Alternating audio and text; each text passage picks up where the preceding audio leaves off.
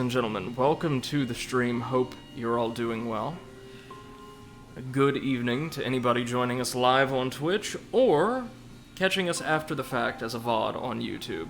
It's my pleasure to welcome you back to Hollow Knight, as we dive ever deeper into the late game, and hopefully, starting today, really get into the meat of some of the DLC. I've done just a little bit off-screen since our last stream, mainly to avoid having to show you guys really repetitious attempts at particularly difficult, boring challenges. Hello? Hi. Hey, how's it going, Seth? Yeah, okay. Playing Bayonetta. Oh, nice. Talk about a good but really hard game. Yeah, honestly, it seems to be quite easy considering I'm used to Dark Souls levels of difficulty. Oh, sure. Problem. I obsessively went for at least gold medals though, which makes playing Bayonetta beautiful, Yeah. a wonderful experience, but hell. Yes. Have I'm you okay with silvers. have you been doing the Alfheims, the challenge rooms? I finished all of them except one where I have to do the out-of-body experience or something like that. Oh, good Because for you. I just die every time, and it was annoying. So, the most important thing we've done since last time is, well, for starters, explored a little bit of the fungal waste accidentally. I just wandered into this big shaft over here that the camera is centered on right now, called Fungal Core, that had absolutely nothing for us, but nice. is there. And I managed to bring the fragile flower from the Grey Mansion over to the Mantis's grave on the first attempt, somehow.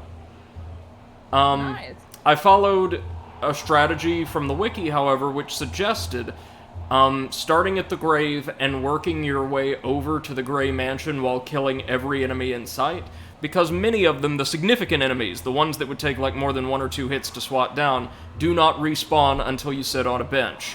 So I was able to walk it back through a fairly safe route. And as a reward, the mourner turned into, well, she passed away, and her soul transformed into a mask shard, which is super handy for us. Also, in Fungal Core, I was able to drop down into the entrance tunnel of Deep Nest and access that mask shard. So we've gotten some goodies. We're at the Coliseum of Fools because I just wanted to try those first 2 tournaments again for a little bit of extra geo, which we have. But first things first today, we're going to tackle the Dream Bosses, of which there are, outside of the DLC, just 2 left. The Broken Vessel in the Ancient Basin, and the False Knight, or Failed Champion, in the Crossroads. I'm gonna try the former first. Oh, how was the Amnesia stream earlier, Seth? Potato decided to play it on hard difficulty, and he died an hour and a half into the stream, and he did not save, because for saving you need 4 tinder boxes, and he did not find 4 tinder boxes. Oof. So he would have had to go from the start of the game. Yikes, and that's then rough. Conveniently his graphics card crashed again, so... It took mercy on him? Yes. Oh, that The sucks, graphics card though. was like, nope, I'm done. I'm sorry to hear that. But it was good while it lasted, yeah? Oh yeah, he had quite a few good scares.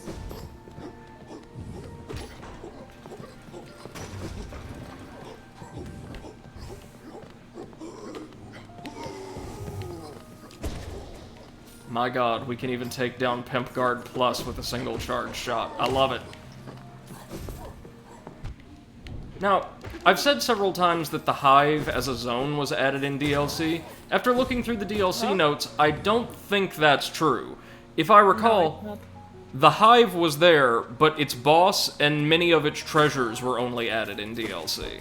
yeah.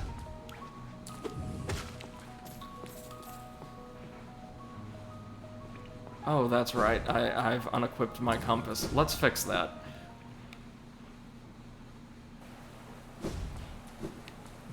Oh, and we can also head back to Dirtmouth and start the Grim Troop DLC quest. Oh, nice. I found out we probably want to do that because it's gonna take a while.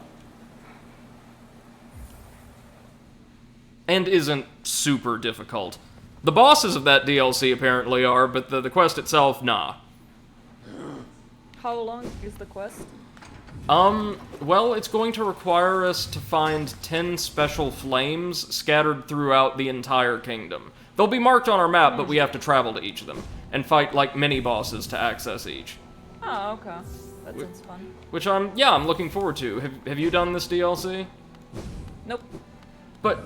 DLC came out after I already finished the game. But Circus... But... Circus are creepy. Oh man, I love carnivals. Circus stuff. Oh, we can hear that accordion already, sick.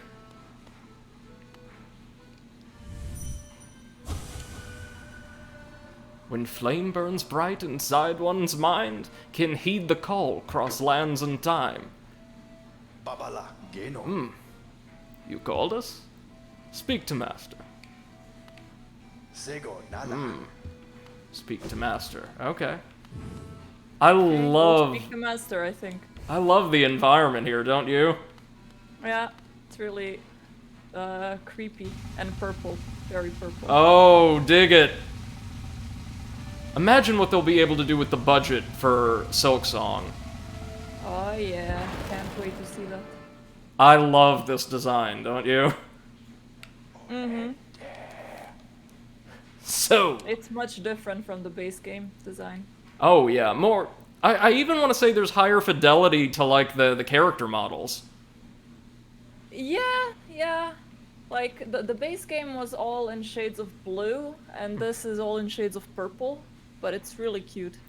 Well, something interesting about the way the world is presented, and I'm certain this is intentional, is everything associated with the natural world, or like the world as it was around Hollow Nest, almost the entire game, is presented in a very, very wide range of cool tones. Yeah. And anything Like that's that unnatural or otherworldly is presented in warm tones. That's the only time you really see warm colors.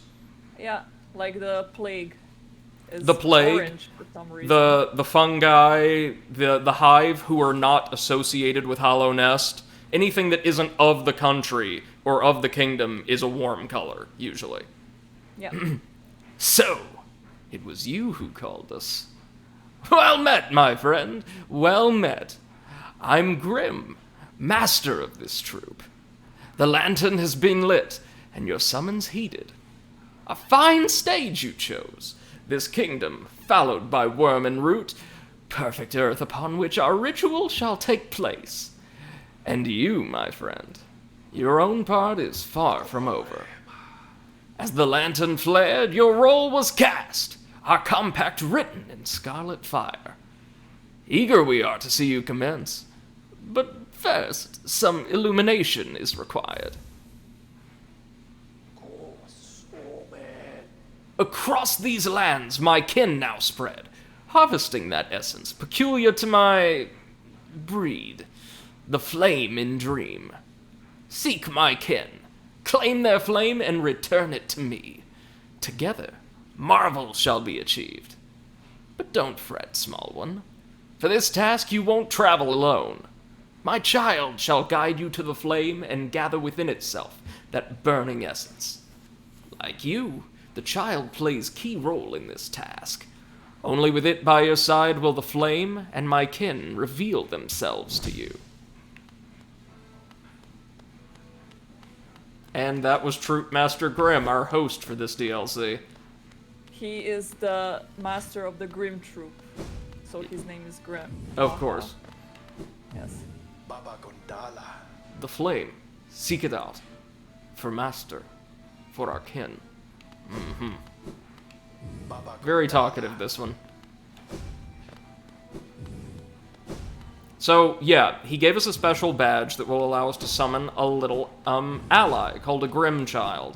And as he said, we're going to need it active in order to, find these flames and his, kin. Warned by those who take part in the Grim Troop's ritual, the bearer must seek the Grimkin and collect their flames. Uncollected flames will appear on the bearer's map. So see, look at the little Grim child. It's adorable. Yes. So, our first one is in Crystal Peak, the second in Green Path, and the third in the City of Tears. Well, that sounds pretty easy. Why don't we go gather these first? Because for every set of flames we bring back, Grim will give us a special gift. Ah! No! No! Lift! Ah! Oh, well, that happened. Boop. Well, whoopsie.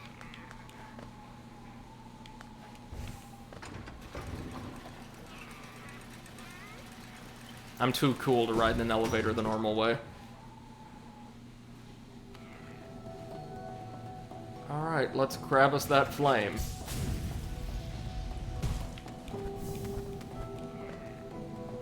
Just a little deeper in.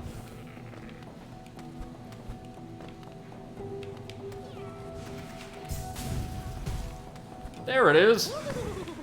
Oh, and now we have to defeat, the Grimkin in a little mini-boss battle. And notice they're associated with the dream. We've got those particles everywhere. Yeah. He's so cute, though.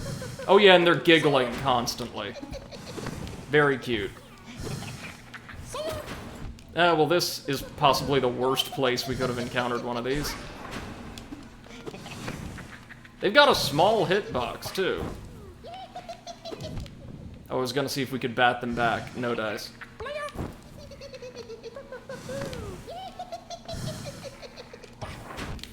Oh, damn it. Oh, they're good. They are good. God damn it. Quit diving into the ground.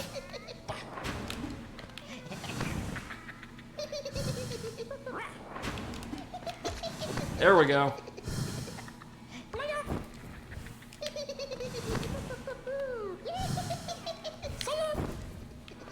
Wow. This is tough.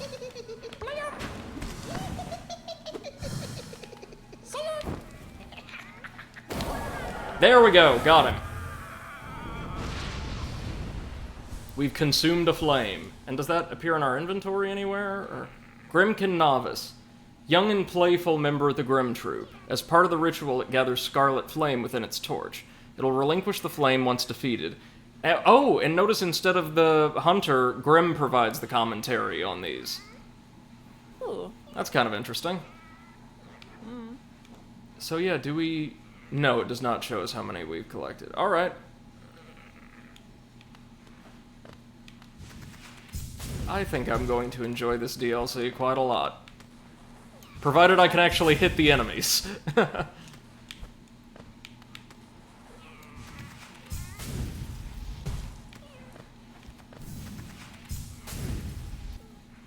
If we get enough flames, I think the Grimkin will actually help us fight the more advanced variants. Or the Grimchild will, rather. You know, after playing Bayonetta for a few hours, I can safely say she is not a humanoid being, she is just legs. Just legs and hair.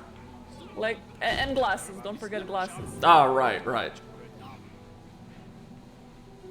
It's like a character so sexualized it's impossible to take them seriously, which was actually the intent. Yeah, of course. Alright, let's go grab the one in Green Path. I have a feeling they're all going to be positioned in fairly perilous areas, given that they're floating ranged combatants, so like we'll have to do some platforming to take them down. Yeah, probably.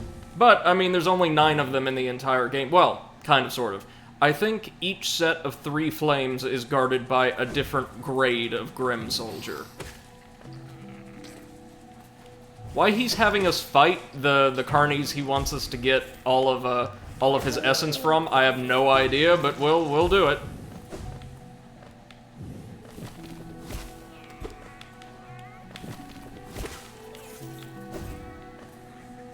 We were able to take down one dream boss yesterday, the Soul Master, and it honestly challenging, but wasn't excruciating or anything. And even though there's only a handful of dream bosses in the game, Seth, we've already taken down more difficult variants of bosses we've encountered before in much the same nice. fashion a couple times. Well, we had to fight Hornet twice to access the end game, and she kind of works that way. And we fought the Enraged Guardian in Crystal Peak, who was actually really hard, despite the original boss being nothing at all. You know the little crystal-covered bug that guards a bench? Yeah. Did you fight it the second time? No. Just the first time. It's actually nightmarish in the second round. It's about Yeah. twice as fast, deals 2 masks Yeah. worth of damage. That is bad.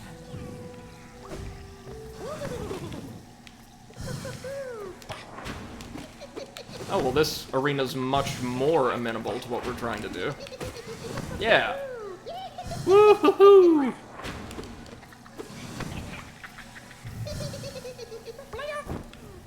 Oh, God.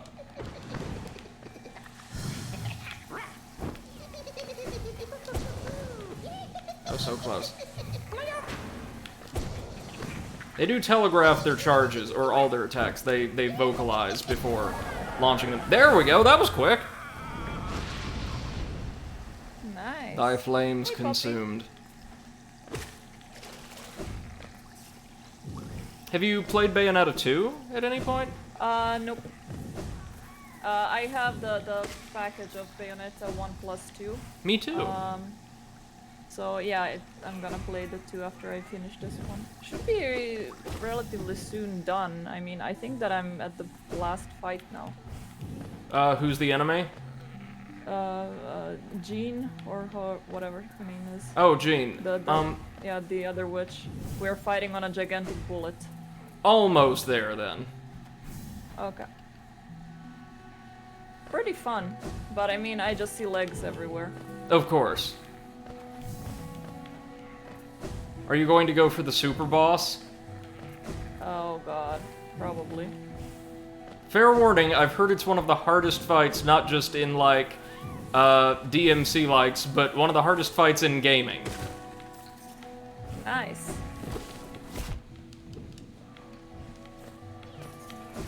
Oh wait, we can go over to the left here to get a cache of Geo that I somehow completely missed the first time around.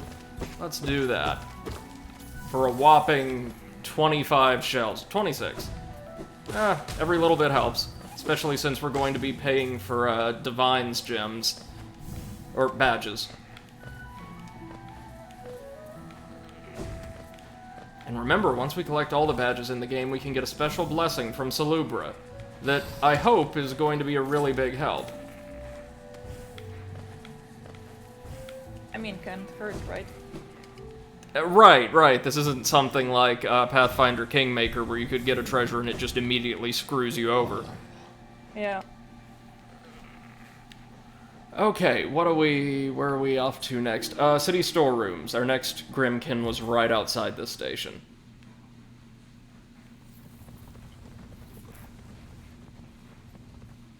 So it's that it? You're just getting the Grimkins and that's it? For the first half of the DLC, yeah. Ah, okay. So basically they're just forcing you to explore a little bit more, like giving you a reason to revisit the old places. Yeah, and fight some unique new enemies, designed with, I think, ranged combat in mind. Okay.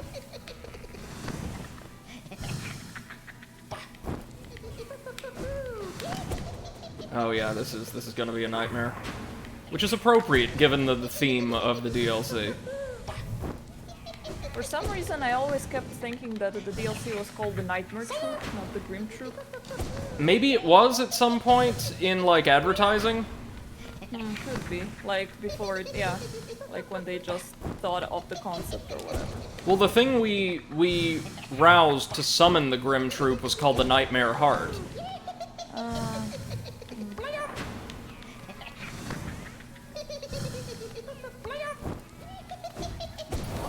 There we go. Easy, easy. Yeah, there we go. Oh, you beat Jean as well? Congrats! What do you think about those Cardinal Virtue fights, by the by? Aren't they awesome? Oh, Yes, they're a little bit like, I mean, they're exaggerated, but this entire game is exaggerated, so That's what I love about it. It's also strange, but Bayonetta's angels are far, far closer to realistic depictions of Yeah. what's described in, like, Abrahamic theology than most any angels you see in media. Yeah. Which is so cool! Yeah, not bad. They're creepy as hell, though. Exactly! Okay, now that we've got our flames, we can turn them into, Troop Master Grimm.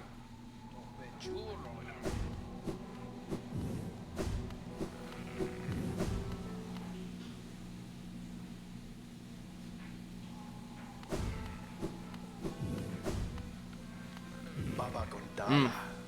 Very good. The child burns with flame. Master is waiting for you. And here we go again. Ooh, I can feel it. The warmth of the flame you've gathered together. A masterful opening act. The air hums with excitement. Dear child, you've done so well. Let your fire burn even brighter. Dig this. Nice. Beautiful, yes. The child has grown from idle youth to deadly companion.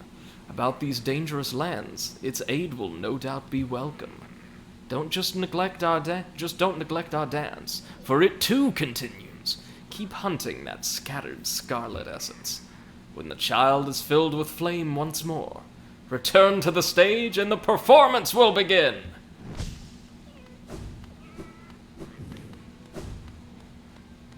So where are our new targets? Oh, one's in the King's Pass, that'll be easy. One in the Resting Grounds, and one at Kingdom's Edge. That was super convenient, really. Baba Gondala. The Flame. Seek it out. Oh, same thing. Okay, thank you, Brum.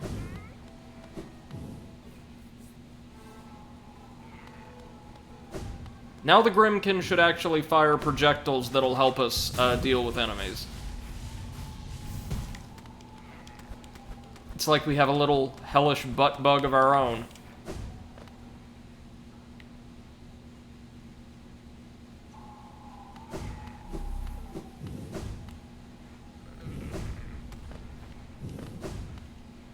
But now I think we'll have to fight a different grade of Grimkin.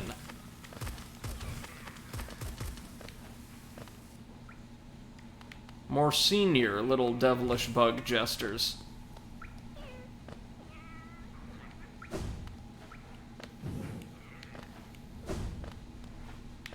Okay, so we want to go down. Right. Well, we got the novices down pat pretty quickly. Well, that looks a bit like the Nightmare's Heart, doesn't it?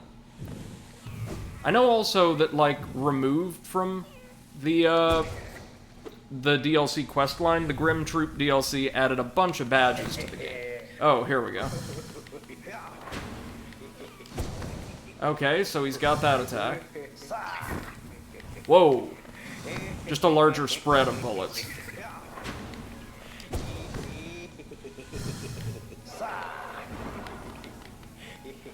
Okay, so he's got, like, an orbiting little ring of bullets.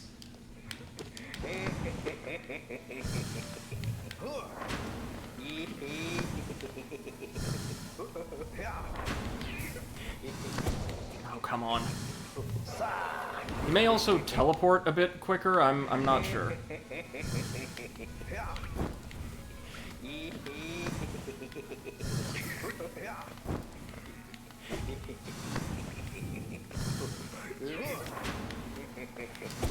Oh, come on.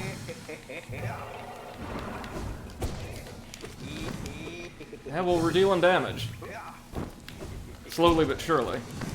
Being able to phase right through his bullets is pretty helpful as well. Thank you, Shade Cloak. Oh my god. What? You know that vampire lady from Resident Evil 8? and how Yeah. people were simping for her a lot. Of course. Well, now apparently because of her height, they are pairing her with Bayonetta. And there is a bunch of fan art online of Bayonetta and the vampire lady. Oh, just always leave it to the gamers, TM, Seth. Yeah. They will find a way to make anything uncomfortable.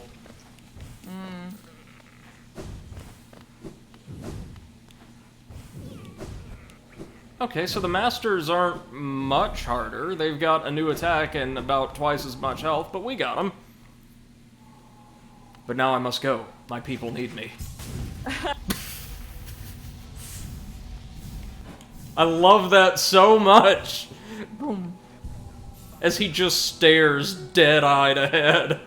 Yeah. Okay, so we're going to leave the DLC quest for now, though, because instead, we're going to go challenge the dream bosses. This can only go well. Let's go find Said hopefully. Let's go find the memorial to the false knight.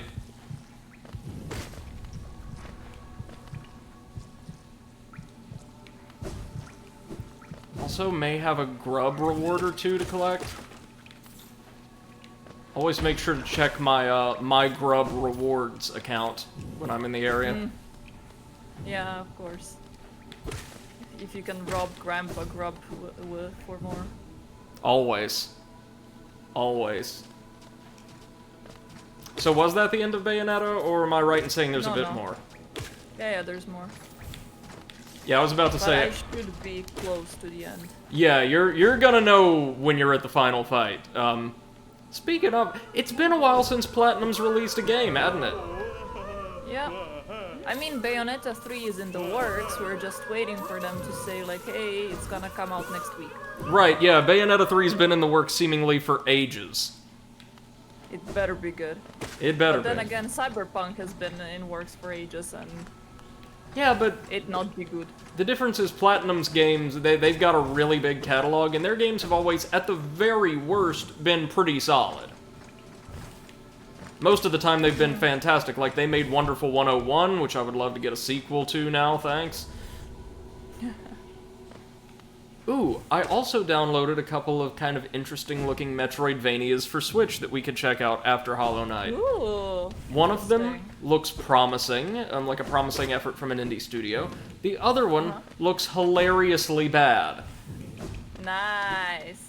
It's called 3000th Duel. Interesting name.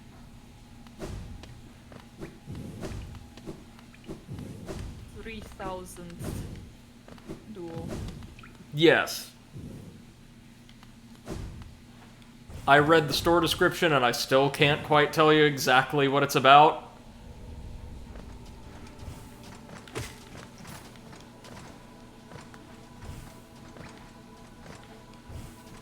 Itawol building. Okay. Oh, I know where you are now. Yeah.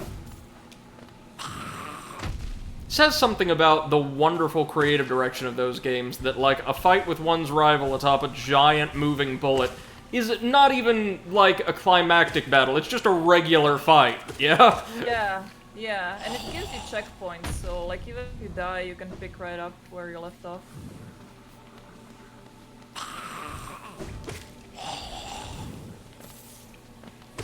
These explosive non-butt bugs are kind of a problem.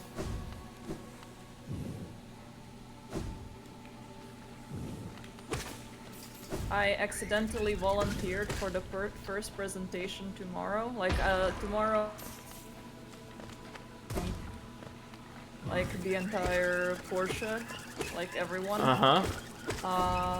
And I volunteered for the first presentation, not knowing that was the first presentation, and that's at 8 AM. Doof.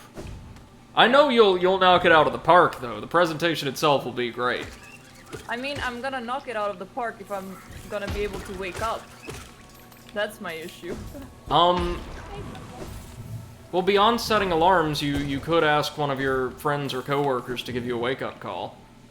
Yeah, I think it's gonna be fine in the end, but I'm still gonna probably look and sound like death. I do Also all the hate time, that no one. worries. Yeah.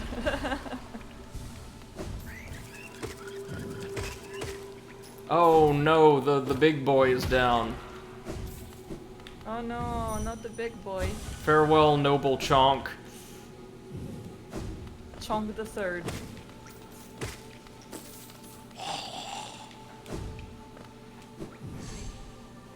Hey, Eclipse, welcome to the stream. Hope you're doing Hello, well. Eclipse. And great stream tonight, by the by. Really enjoyed it. Yeah, it was really fun. We're going to What's the try to next one? fight Crazy Knight now. I have a feeling this is going to be harder than the other battles. I saw, like, in somebody else's playthrough, about 30 seconds of the Broken Vessel Dream fight. It honestly didn't seem that much worse than the default. No. You know, the little, like, Pirate. broken Hollow Knight? Yeah. A little broken Hollow Knight, yeah. The Hollower Knight. This one, though, this one's a bastard.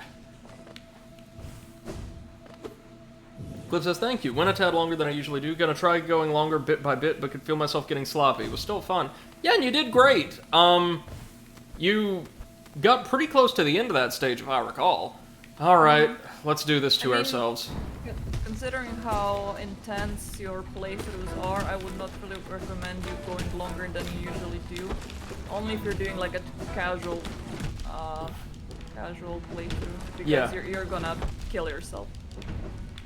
Oh my god, here we go again. Oh. Damn it!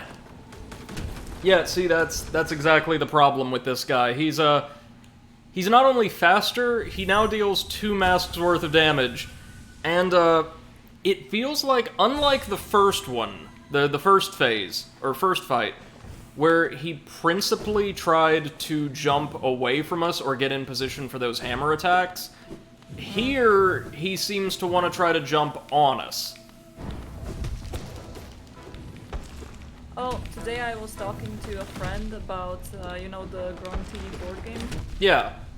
And he said he watched the VOD because he couldn't make it to the stream, and that he was like laughing how we went from okay, Seth is gonna do it by herself to everybody, like moderators, chats, the game, everyone trying to help me out. Oh. Woo! Oh, this is rough, guys. Oh yeah.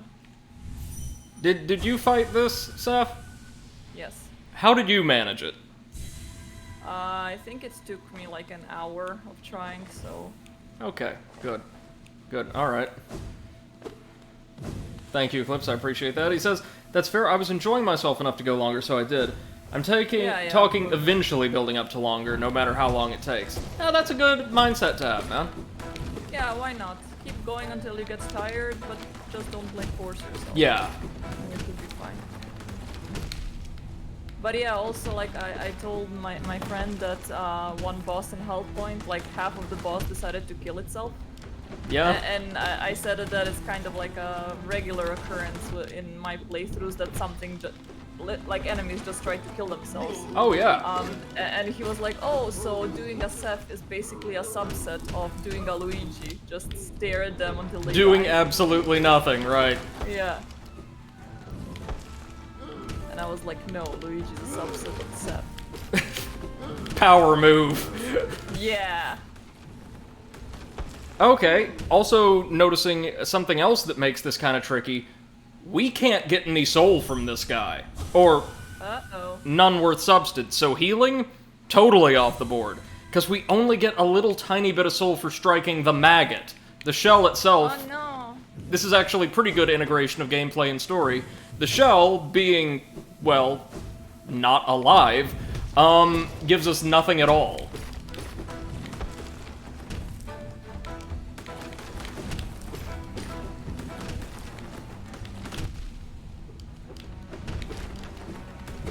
Okay, so just save up the shadow dashes and dash through it. That seems to be the best way to handle this. Oh, except, man, he gets some air.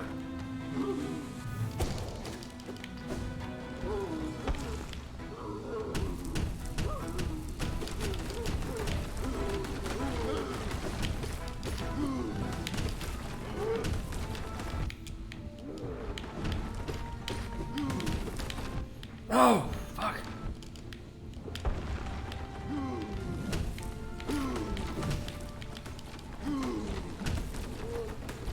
It's so easy to get thrown off balance.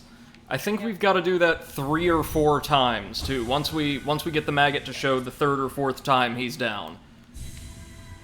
It's understandable that this is as difficult as it is though, because remember in the base game, it was one of 4 bosses like this. The 3 dream bosses, and then the enraged guardian. Clipsass, how are you both doing today? I'm doing alright, thank you.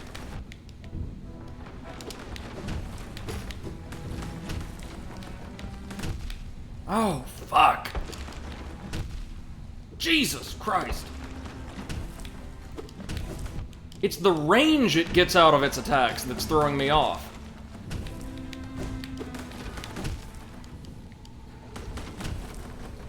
Oh, man. Oh, this is gonna be really hard. Poppy, don't chew my microphone. Don't they feed you enough?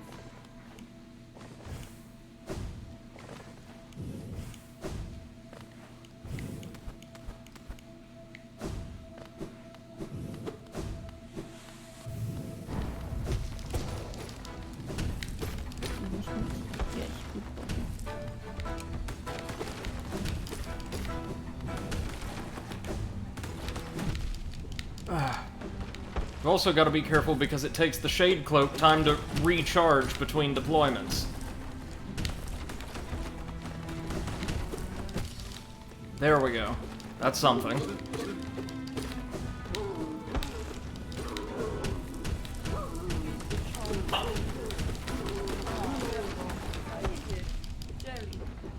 What? I was cuddling Poppy and he looked at me and was not happy.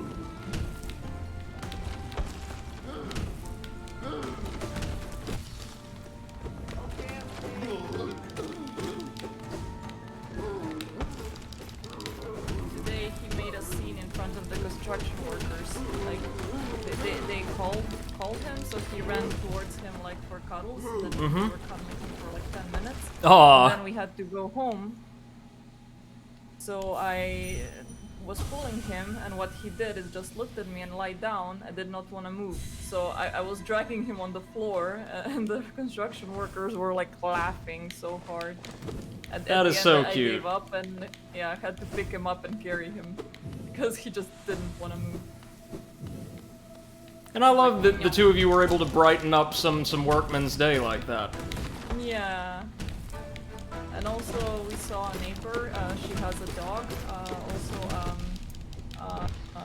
King Charles, I don't know how they're called, King Charles something, and the dog's name is Anton, and he hates Peppo, like Peppo is trying to play with him, and he just like turns his back on him, just like sits down and like keeps turning so his back is turned to Beppo. It's so adorable. Like, no, we are not friends.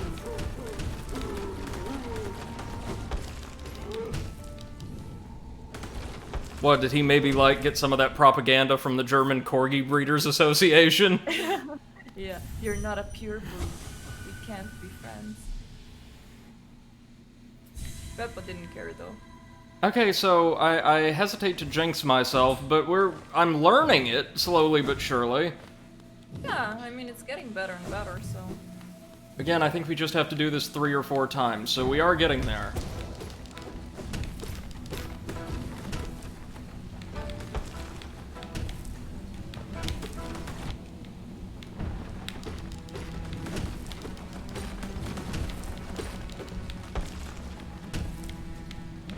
Okay, so he backs up to do the shockwave slams and then chases us for the standard ones. There's telegraphs in his movement. There's telegraphs in your movement, you stupid maggot piece of shit. I got a platinum medal. Very nice. Well done.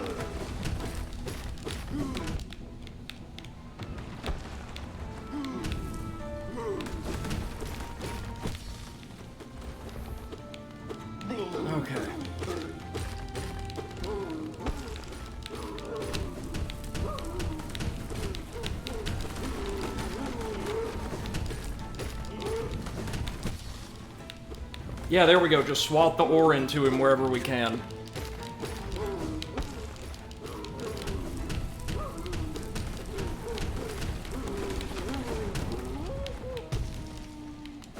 Did we do it? Did we do it? Hey! Nailed it! And we got the strength achievement for defeating him. Oh, Wow, you, Eclipse, you failed us. my friend. Where's the nailed it? No, there we go. There we go. Thanks, man.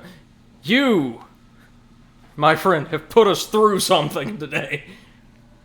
I wanted it. The strength to protect the others. When I saw that knight sleeping, safe in his big armored shell, it wasn't madness that drove me to it.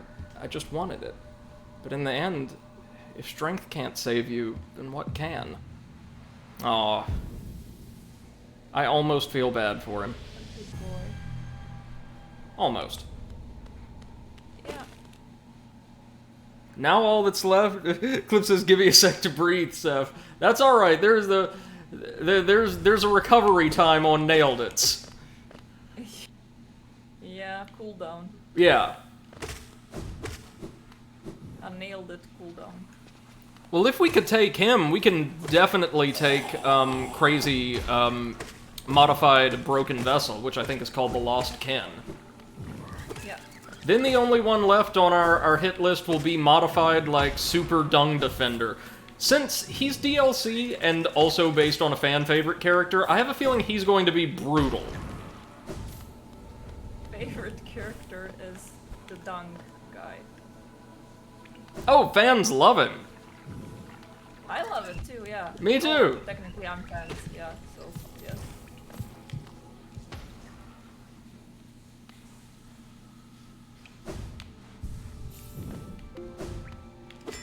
Ding ding. Ding ding, motherfuckers. Ding ding, goddamn. Alright, over to the... Hey, Invader Dre says, Dung Defender has multiple forms. I know. He's got the regular, which we've defeated, and the dream form.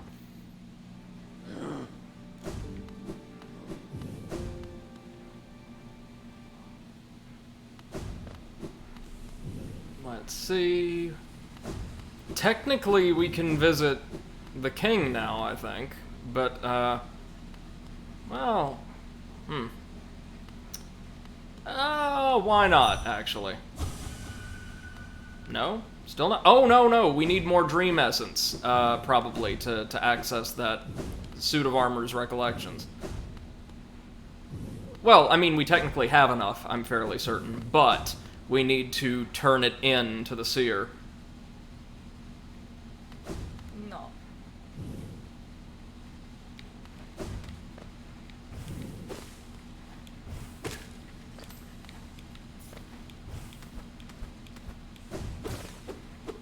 Trey says, no, I mean, the dream form can be beaten multiple times, gets worse each time, have fun.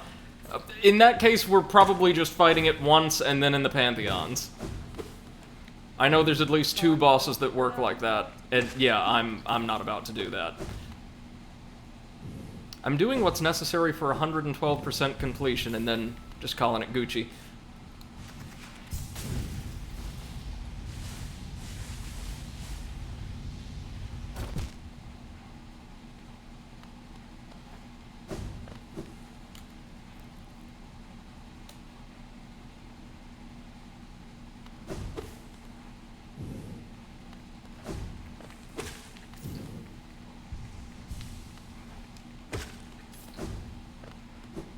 Obviously nothing substantially threatening on our way over.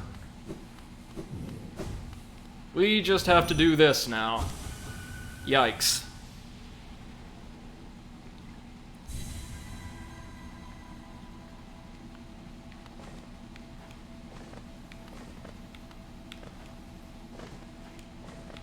This is going to take us a while because, again, these dream bosses have obscene amounts of health, but I don't think it'll be quite as bad as the failed champion.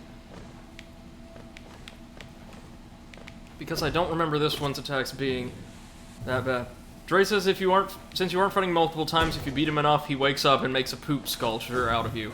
The perfect reward, yes.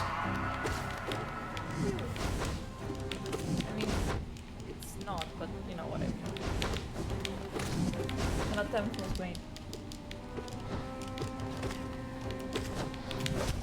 Oh, so I see what the difference is here. He's actually not any faster. He's just summoning these little, corruption goons non-stop. Corruption goons. And trying to intercept us when we go airborne. Yeah. Yeah, okay. That one's interesting.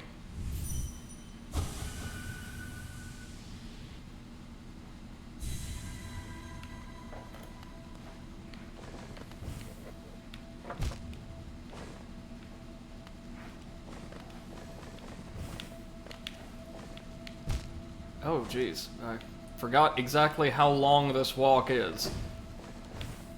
That might get a little tedious. Coffee. Buy coffee.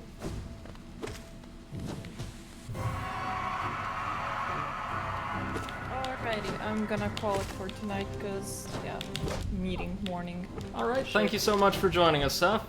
Yeah, good luck, and good night. Thank you, thank you.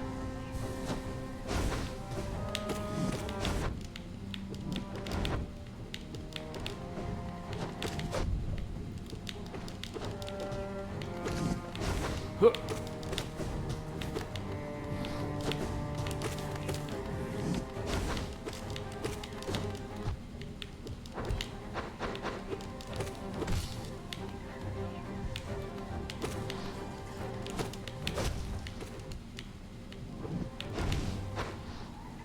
Oof.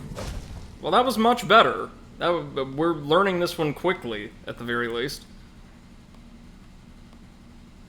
And with our damage output, yeah, with our damage output, it honestly can't take too much from us.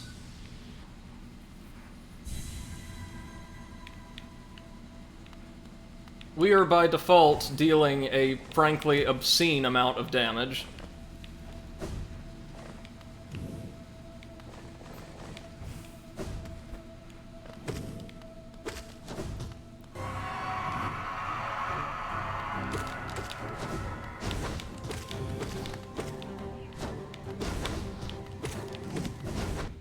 Oof.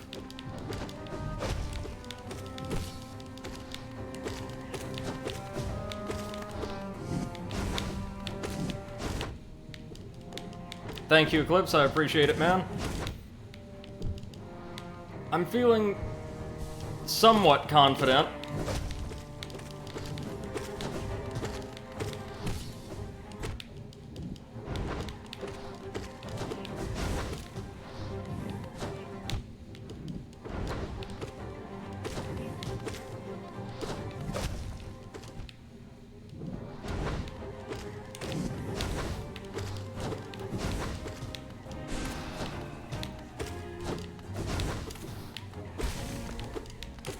Oh, that's it. Easy, easy, easy. Wow. Okay, so our additional damage output was really crucial there. Absolutely destroyed it. If you notice, just by keeping the pressure on, I was able to keep it stunned far, far more frequently than the other bosses. Nice, nice, nice. Well, that's it, guys. All the dream bosses from the main game done. Nailed it. Thank you, Eclipse. Dre says, I always feel so bad for this boss. Their body taken over and forced to fight their sibling. Yeah, and they can't even speak to us, unlike the other two. But that's it. We now have... God, we got 400 essence just from that? Yo, that's really impressive. Dre says, plus reaching out to you at the end of the fight. Yeah, at the end of the standard fight, it does. That shows that this creating a little Hollow Knight like ourselves took a few thousand tries. Now, I think, what to do next? Well, let's go collect some rewards from the Seer, including a gift that's going to allow us to access the King's Palace, something really nasty and difficult I'm probably going to save for another stream. Maybe. Kinda, sorta. But then, we're going to try breaking into and exploring the hive.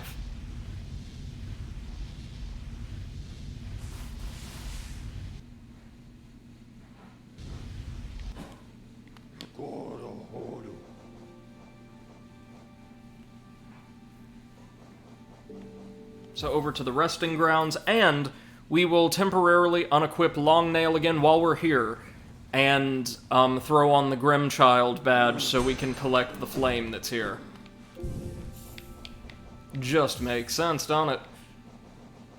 Oh, you'll notice as well, the Grimchild badge has a slightly different appearance, and it will at every stage of this little quest we're on. I appreciate that it'll actually help us against the Grimkin now. That makes getting to them and dealing damage a little bit easier.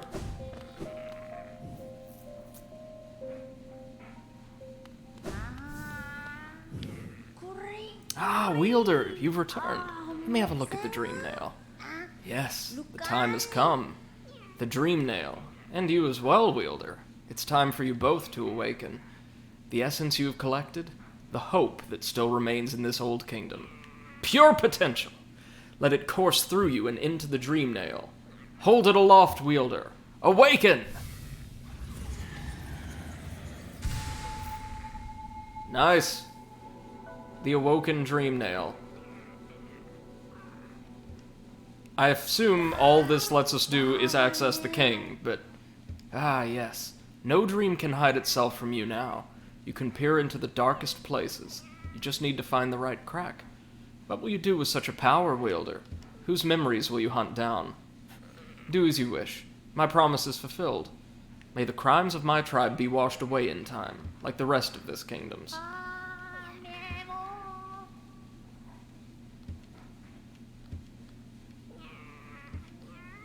Yes, and this is just giving us the backstory that I provided yesterday, that the king essentially usurped the worship of the god of light, and in a desperate bid to not just remain relevant, but survive, she has initiated a really aggressive campaign of indoctrination in Hollow Nest.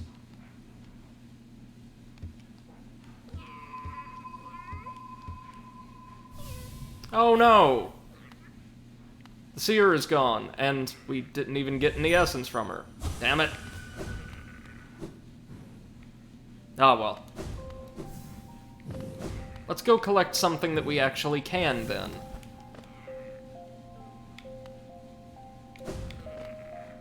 Like a flame from the Grim Troop. This will be number 5.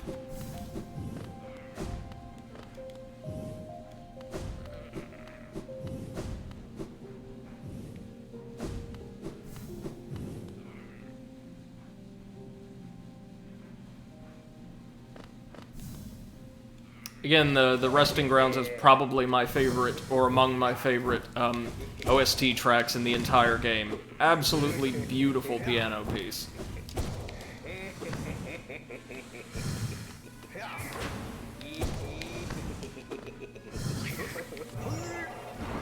Oh yeah, we're definitely learning these fights pretty quickly. Oof.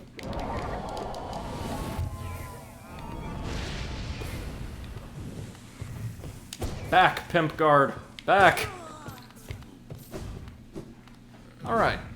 Now let's see here. The last one we would need to collect for this round is where? Oh, in Kingdom's Edge. Well, we'll get to that later. For now, though, Hive.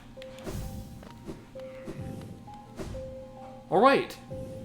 Well, yeah.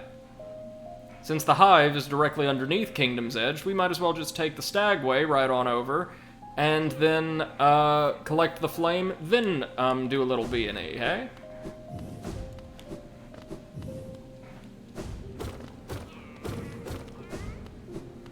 You think we'll get a Silksong release date, at E3? If it's meant to be sometime this year, I would imagine so. Since E3 will actually be able to commence as standard this year, I'm anticipating a lot of major announcements from game studios, large and small, that may have just been on the back burner during the pandemic. So I'm expecting a lot of really exciting news from a lot of places in the next couple of months.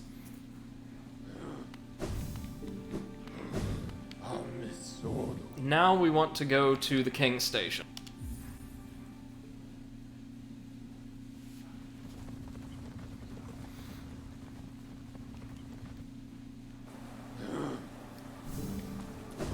You know what I'm thinking? We were having trouble with the nasty little ranged enemies in the Trial of the Fool. If we upgrade this little Grimchild to its maximum strength, which does make it pretty formidable in combat, we might be able, provided we just focus on evasion, to let it do much of the hard work for us in those particular encounters, making the tournament just a lot easier. Might want to do that, actually.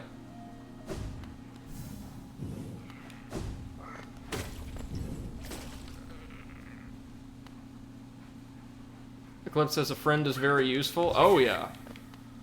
Right now, it deals, like, practically no damage, but apparently we can change that. Whoa! I think not.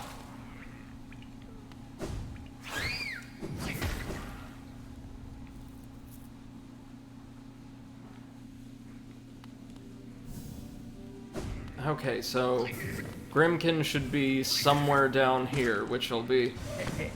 Yeah, this is gonna be a trickier fight. Just due to the arena, or lack thereof, I should say. Well, I say that. Is he going to ram us now? No. He's just going to die. And now we have enough flames to return to Grim for another upgrade, as well as the performance he promised us. That'll be interesting. There's a couple different ways we can attempt breaking into the hive, I think. First things first, let's head for a bench and re-equip our long nail.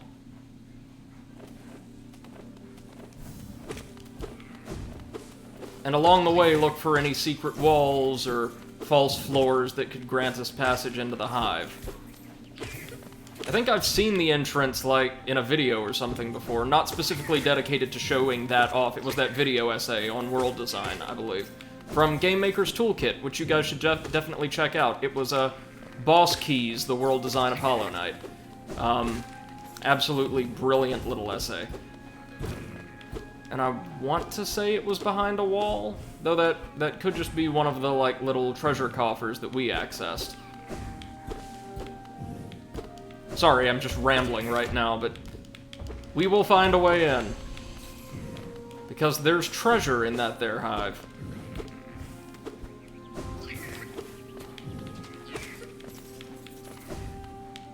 We were able to access one room from the exterior, but I don't think it's connected to the rest of the structure. Oh, those things are nasty. You've really got to get them into a proper rhythm, and not deviate from it for a second in order to consistently damage them, without taking damage yourself. Alright, well, here's our bench. We don't need the Grimkin. We will need the long nail.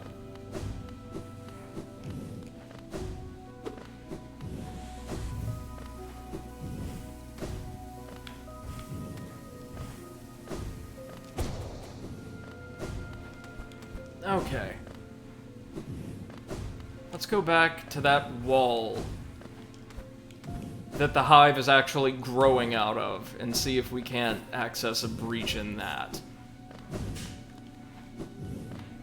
I know there's a boss in there, and at least one unique treasure. Probably more, given that it's a completely unique area that we've not accessed before. And, hey, it's bee-themed. I love me some bees in fiction. The Bee Kingdom in Bug Fables, absolutely gorgeous, beautifully designed environment. Second only to the Termite Kingdom in that game, in my eyes, as far as environment designs go. Yeah, so just to double check, this is the cavern we accessed, and there's no way to access the rest of the hive from this place, I don't think.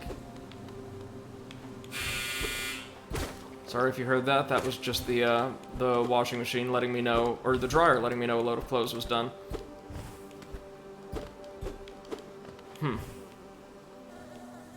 Nope, so nothing there. These drones aren't going to pose a threat to us whatsoever. Adorable, though.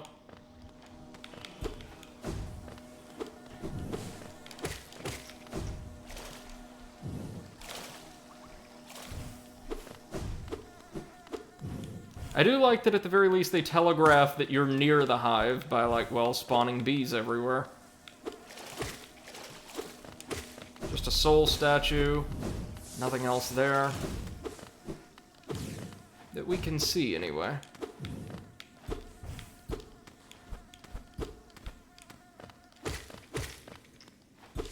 Oh, the drones are so weak they don't even drop anything. They just give us a little bit of soul, I think.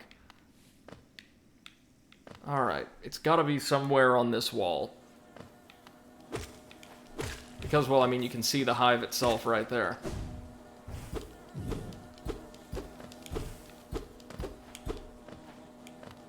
Or one would think.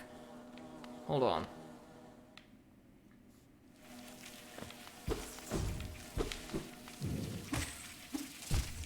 Do we enter from down here?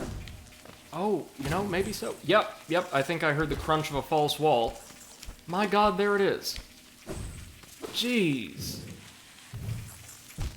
No wonder we missed it. Right! Well, welcome to the hive proper, friends. Amazing, we made it. How gorgeous, too, huh? I don't believe the hive has been affected much by the plague. It is... Well, no, wait, there's some infected husks here. For the most part, I think they've just been doing their own thing.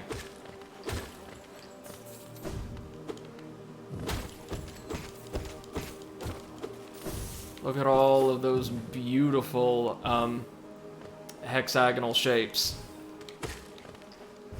Love me a good honeycomb pattern, and the predominantly warm golden color palette. Oof. That really does it for me in terms of design. There's gotta be a bench or two in here, right?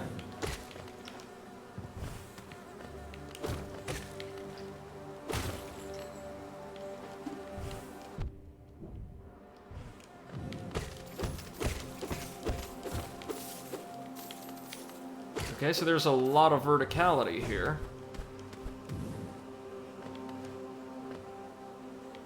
Unsurprising.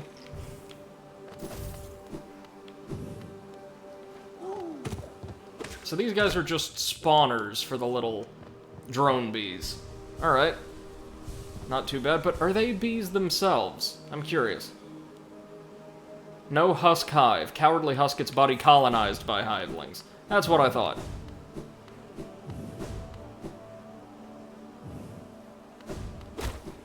I'm really digging this environment. Ah, drill bees. Yes, my favorites. Hive soldier defends the hives against intruders with its extendable stinger. Okay. Ah, there we go. There's our bench, encased in honey. Lovely.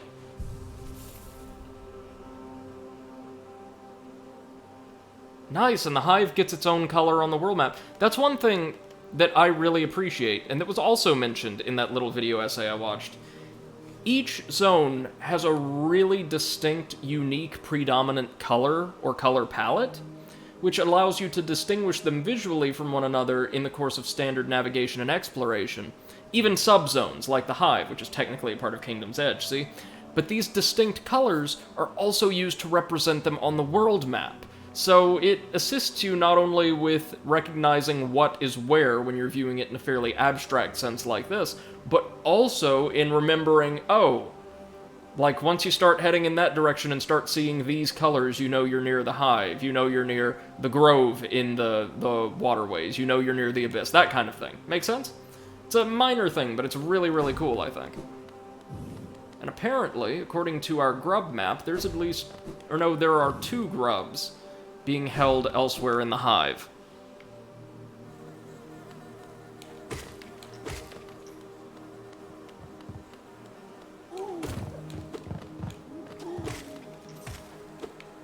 What do we think about this zone, guys? I'm liking it. I'm liking it a lot. The visuals and the enemies both seem pretty cool.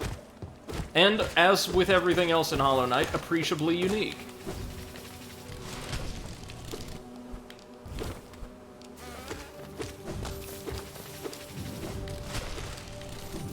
I love drill bees. They don't seem terribly accurate, but if we're doing crazy platforming, they probably don't have to be. Whoa, hey now. Cliff says I like the color palette. Oh, me too. Whispering Root. Now, I think we might get an achievement or something for collecting 2,500 essence. So let's go for it.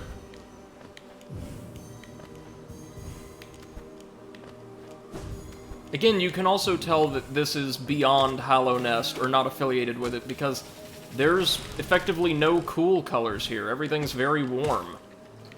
Which, for Hallow Nest, is totally alien in terms of aesthetics, right? Remember, warm colors are used to denote the dream and the plague. Things that don't belong, like the fungi, also. So the use of it here to denote just those which are foreign, or that which is foreign, is really, really interesting to me.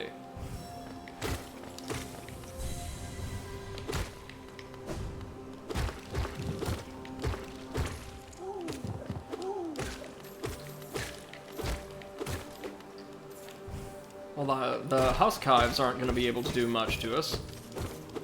Fortunately, since we're here with like an in-game loadout, I think the basic enemies aren't going to be much of a problem. It's the boss, again, added in DLC now, that I'm worried about.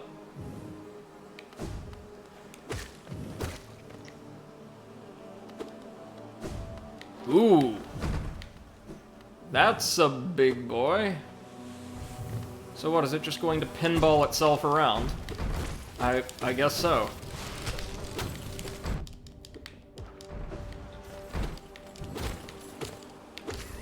Looks like it's just a retextured, Boofly with an actual attack.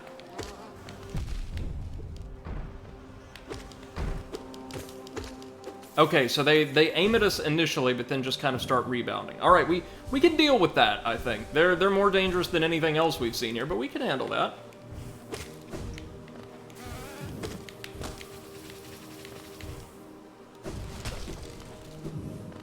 What, pray tell, is in here, in this library? You can tell from the architecture and all of the furniture and the like spread around that the Hive, as a society, was just as organized, if not probably more advanced than Hallow Nest was. Just, well, things going to hell all around it have really, really taken a toll on the place.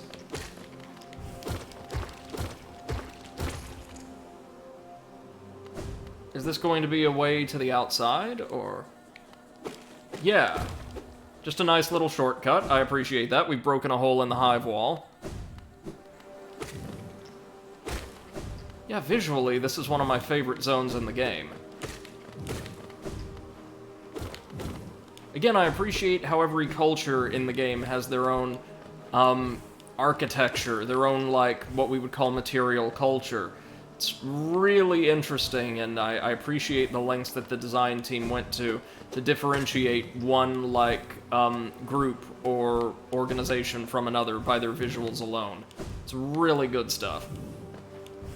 Something I wish we would see more in games like this. Again, consider Immortal Unchained and its plethora of factions and lore that apparently did appear in-game, but just weren't distinct visually in the least.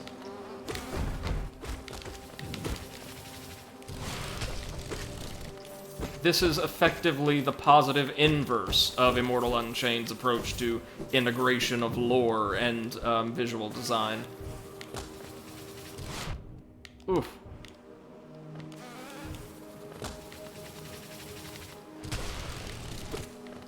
Well, he tried.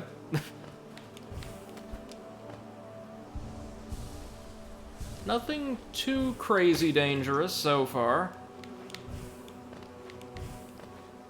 Emphasis so far.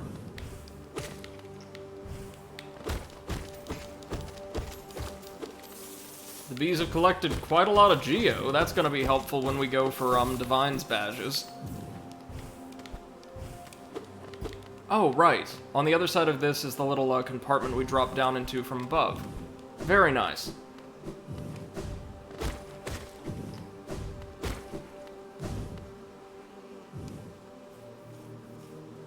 I also like that this entire ecosystem with its own unique enemies and treasures and all that exists as a completely optional dungeon that I assume, without a guide or foreknowledge, most players wouldn't even discover, like, at all.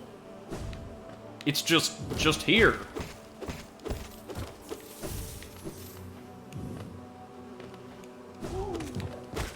There we go.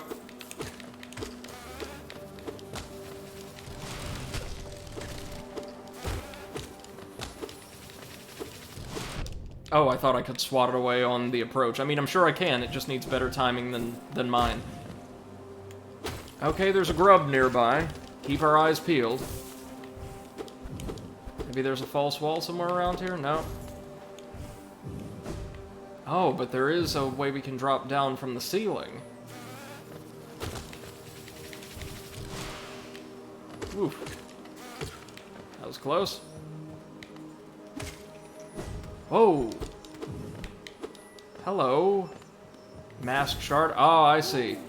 We're going to need to use one of the, more destructive bees to smash our way through that. Like this fine fella. Alright then. Thank you. Ha! How do you like that? Oh, right. As a result of completing the Grey Mourner's quest last night, I did complete our third mask. So 2 more shards and we'll be at the maximum health that the game will give you without, like, the assistance of badges or the like.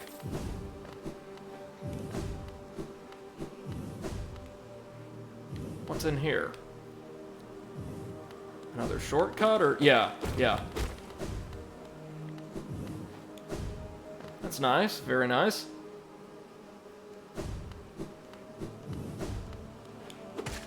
And we're already at max soul gauge. So we have nearly maxed out our character's development, which is super cool. 1, 2, 3, nice.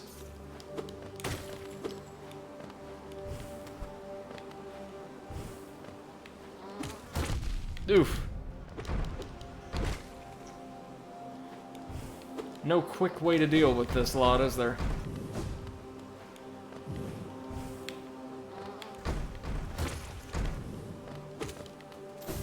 At least they drop plenty of geo.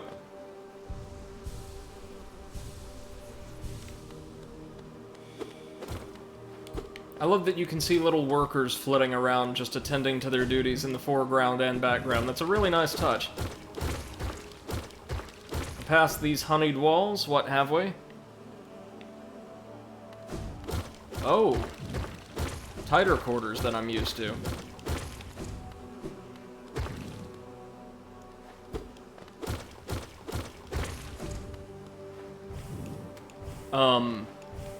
Boss room? This is looking pretty boss-esque. Yep, I was afraid of that. Alright, DLC boss time. Or no, just, No, here he is. The Hive Knight. Okay.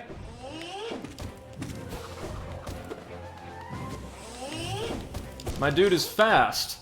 Very fast.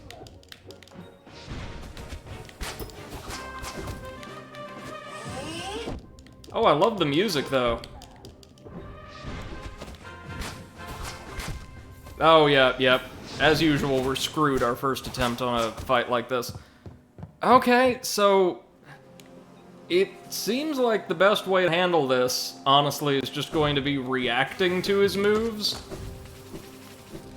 Dre says this bad lad has no wings. Where are the buzz sounds coming from? Probably all of the other bees in and around the arena, I would imagine.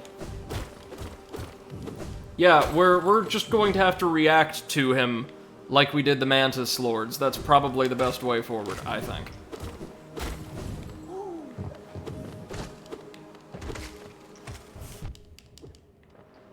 because he, unlike a lot of other bosses, doesn't seem to want to charge us physically and deal contact damage.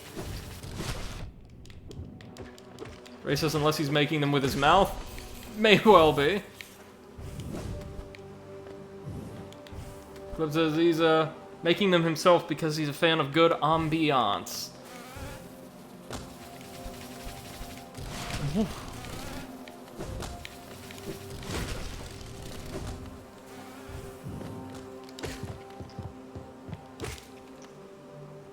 Ooh, that is a hell of a long way back to the boss arena, isn't it? I assume, and let me double check because you know how much we love numbers around here. I would assume, given the difficulty of the hive itself, he doesn't have just a ton of health. But let me get a figure for us really quickly.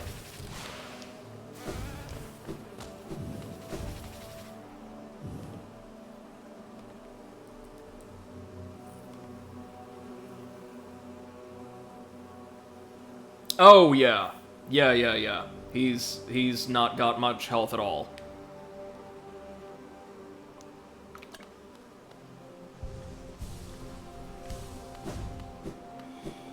All we have to do is, well, always challenging for me, just be really patient.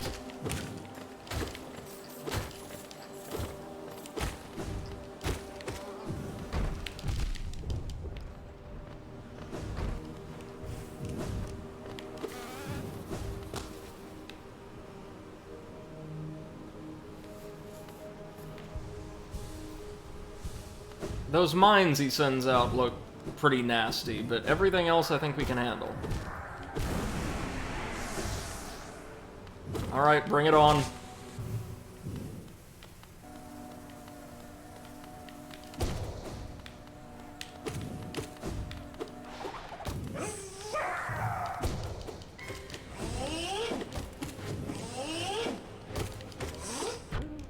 Okay.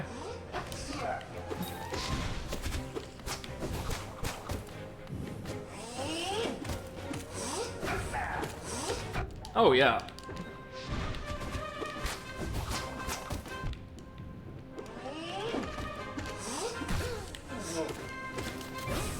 Oh, no. I was afraid of this.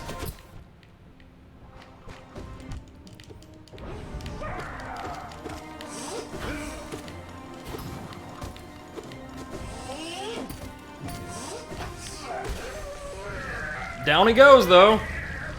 Ray says apparently he's the one who taught Hornet how to fight. Does have a very similar style, doesn't he? Oh, that wasn't bad at all. That was a lot of fun, actually, and I really enjoyed the ambiance.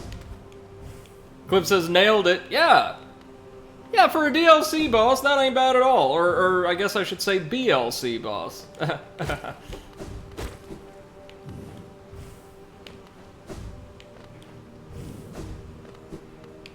What do we have here? There we go, the Hive Blood Charm. This... Let's see. Oh, it's costly. Golden Nugget of the Hive's precious hardened nectar. Heals the bearer's wounds over time, allowing them to regain health without focusing soul. Now, I'm sure it's really slow, but that also sounds like for certain boss fights in the Pantheons, that's gonna come in really handy. Clip says, that's ironic considering the IRL relationship between hornets and bees. Oh, you're right, yeah. My knight, at last you are freed. Small thing, I know your kind. If you attempt to resolve your past, then know I'm not the queen you seek. It is the pale beings that bear blame for your nature. Though this hive exists within Hallownest, we play no part in its attempt at perpetuation. To rail against nature is folly. All things must accept an end. Alright, thank you, Queen Vespa. Clip says, so lifesteal does exist. Woo! Yeah, it's like a heal over time rather than taking health from enemies. But that's really nice. All the same. So that's it? That's the hive?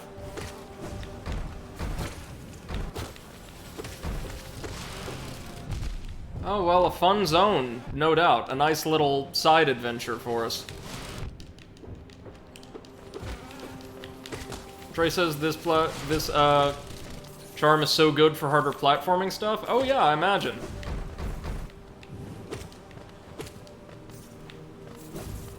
That didn't take us long at all, either. Oh wait, we still need to get up into the ceiling over here. And hopefully to our grub. God, I love that attack. That is so cool. It says, plus if equipped, the bees stop attacking you. Oh, yeah, I did read about that.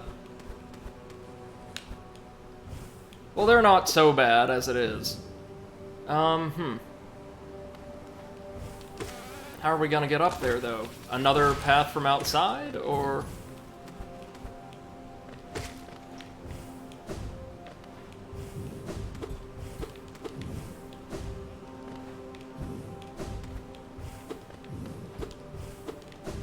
Maybe so.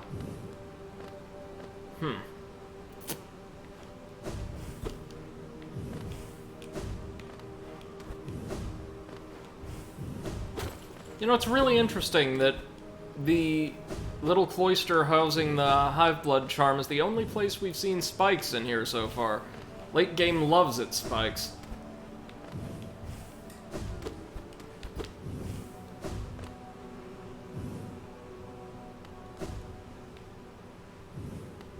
Trey says, I had an awful time getting this grub as well. Yeah, I can see where it is. It's just gonna require a little bit of hunting, no doubt.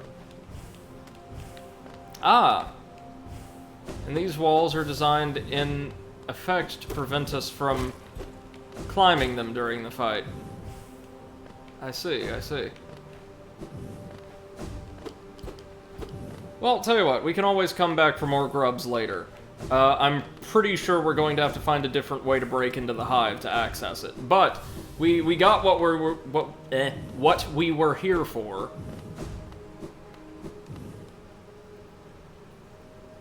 Which is our DLC badge.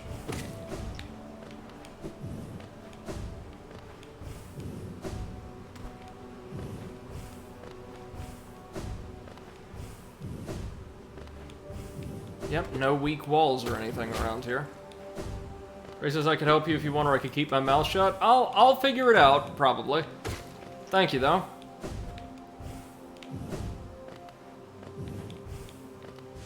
Nothing over there, right? Nope. Alright. It's not going to be our focus for the time being anyway. Because instead, we have a different DLC boss to tackle. Well, hold on. Yes, we do. We're going to do as much of the Grim Troop DLC questline as we can now, to get a slightly stronger Grim Child. Now, why do we want a slightly stronger, more aggressive Grim Child? That's easy. So we can survive the last couple of rounds in the Coliseum of Fools, or the Trial of the Fool, I should say. And I'm pretty damn sure we can handle the boss, the first boss of the DLC at the very least.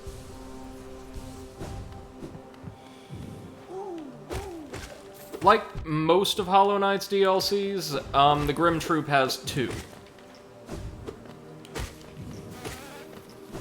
This one, Lifeblood at least, is only had the 1. Only had the Hive Knight.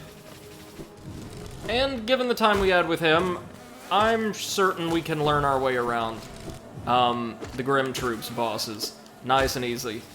One of them's notoriously difficult, the first one we have to fight, nowhere near as bad. So I'm quite confident. Thank you, Trey, I appreciate it, man.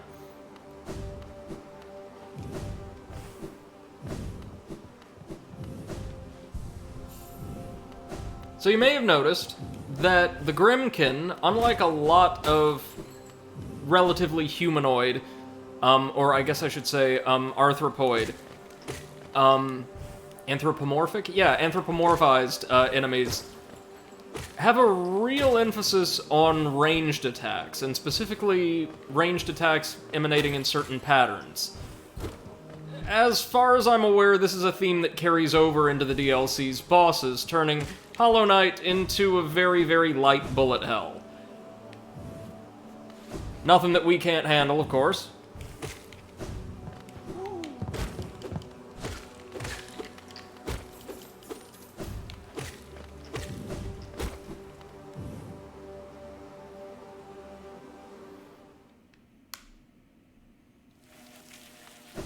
Let's make our way back to the Stag Station. Farewell, Hive. What a wonderful little side adventure you were.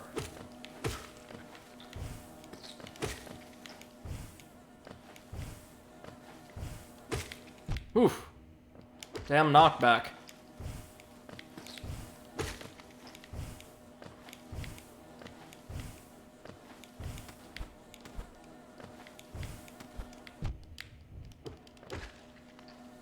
Let's drink up. Good.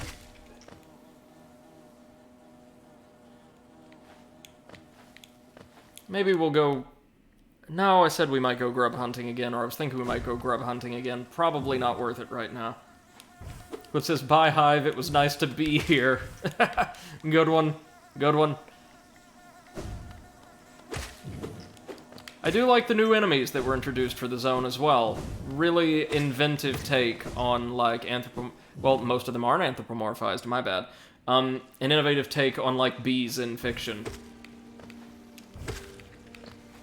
They took the concept of using, like, the bee's body as a weapon, which is what the creature's probably, along with the production of honey, most famously known for, and iterated upon it in some really interesting ways. The large ones don't even use their stingers at all, while the soldiers have essentially pneumatic drills for stingers.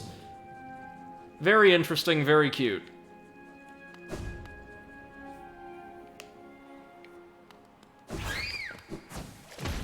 Now, to progress, we need to head back to Dirtmouth and turn in our flames and the Grimchild with, I'm fairly certain that one's just damn near guaranteed to hit you, with the Troop Master.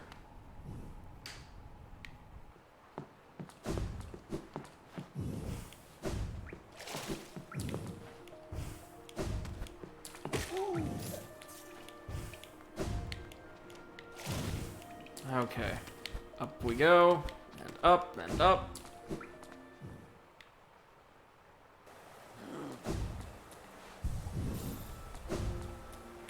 And once we defeat this boss, we will have opened up our third Pantheon back in Godhome.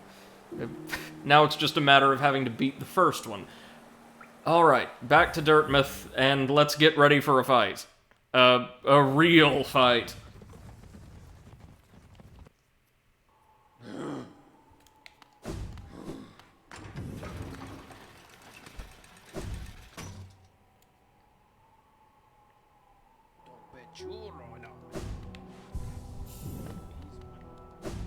Oh wait, no, we need to equip the Grimchild badge really quickly.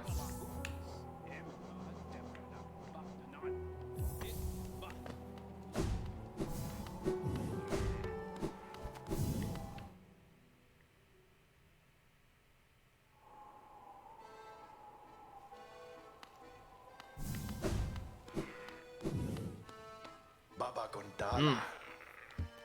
Okay, so same dialogue from him. Okay, let's do this. You guys had to have seen this coming, right? Wonderful! Wonderful! My kin arrive, and the time has come. This searing fire. It carries well the ritual's promise.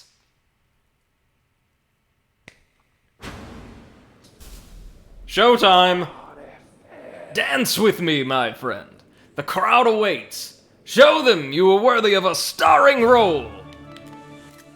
Here we go. Trust me, you do not want to attack him while he's bowing. It will enrage... Okay, so he... Okay, that's an attack we can punish.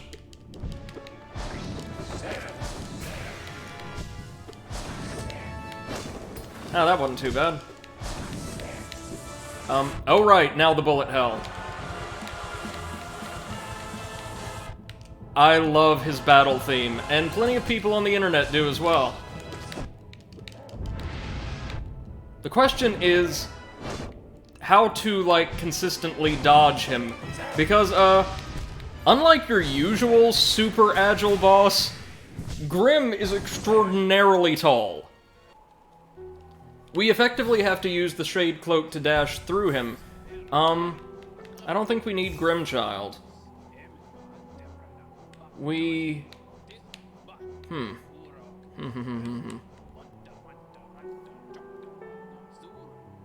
How about Sharp Shadow? And, instead of our compass, how about...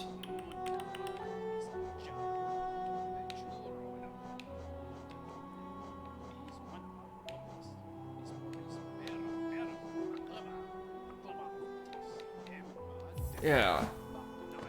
Dre says you do need the child. Okay. Well, we can keep Thorns of Agony at least.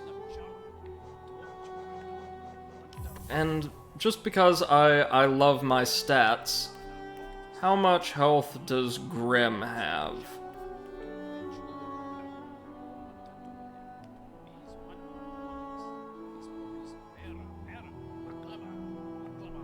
Oh dear God. Well, normally he doesn't have a ton of health at all. He's about as strong as the Hive Knight, or even weaker, actually.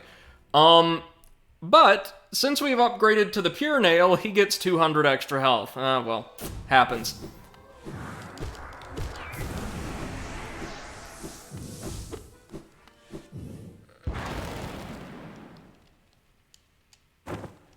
Yep, come on, let's do this.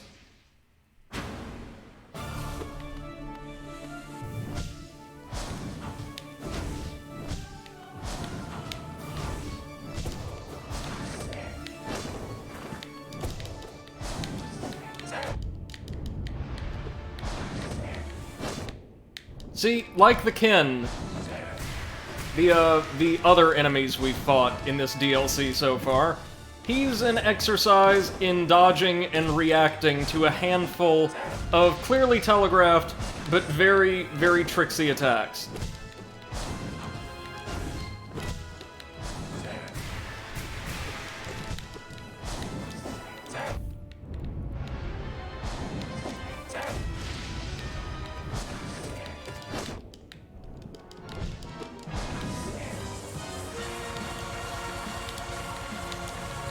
Oh, I love that, like, the choir joins in as he goes berserk.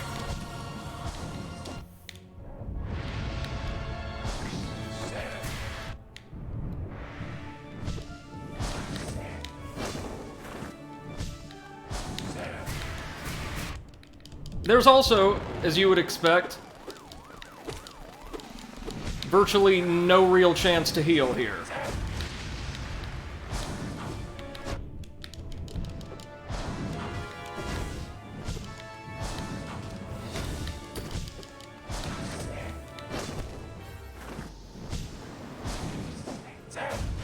Okay. That was better. I think when he broke apart into all of the Grimkin, that's technically his stun animation. So we could heal during that, provided we can make it that far regularly. As with many Hollow Knight bosses, he doesn't have many attacks, so we just have to learn what he does have.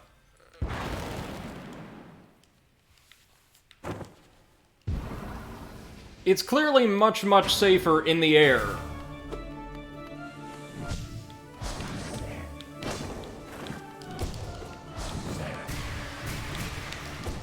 There we go.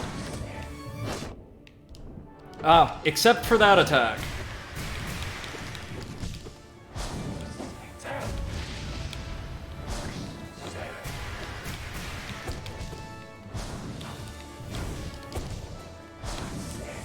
Oh god.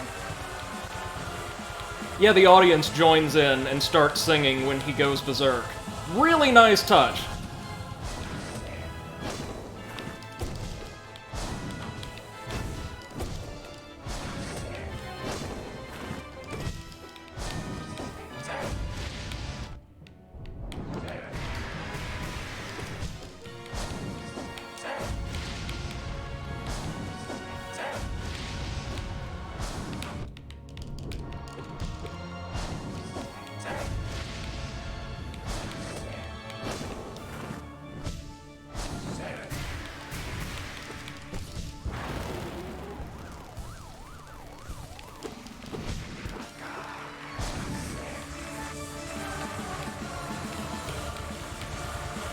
This version of this attack is not bad. It's a different one that has become notorious online. Yeah, we can also heal during that, provided we're able to dodge the thorns.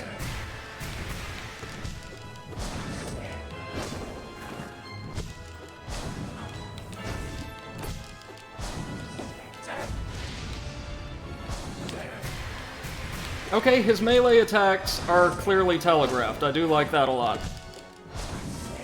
Oh god, again. Hop, hop.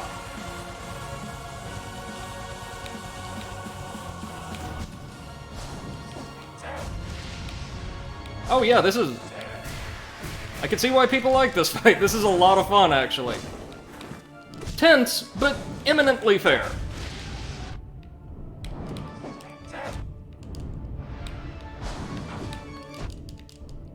Okay, he will dash in whatever direction you're facing during that. Oh god. Getting juggled, getting fucking juggled!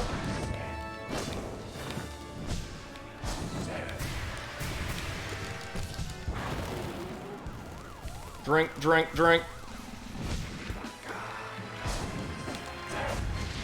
Okay.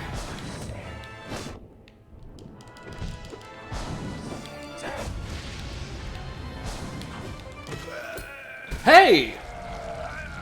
Nice, nice. That wasn't bad at all. Wow, that was fantastic. A physical design that was difficult to deal with, but manageable with all of our locomotive abilities. Like, it was easy enough to get out of his way once we learned how. Clearly telegraphed attacks that still, like, covered a large swath of the arena and required you to react to each in different ways or with different maneuvers. Yeah, I like that a lot. Music was great. Thank you guys. Dre says, heal when he does the cloak in the ground, that's your only other chance to heal. Yeah, it was, during the main fight. And Eclipse says, I find it interesting that upgrading makes him stronger. Yep, that's the whole point to the ritual. We are essentially gathering energy for Bug Satan. His design is also awesome, and Dre says the bullet hell lets you know his health. I assume the longer it lasts, the weaker he is. And Dre says he's tough but fair. Yeah, totally. This fight is. Bravo, my friend. Hear how the crowd adores you. They've not seen such a show in a long time.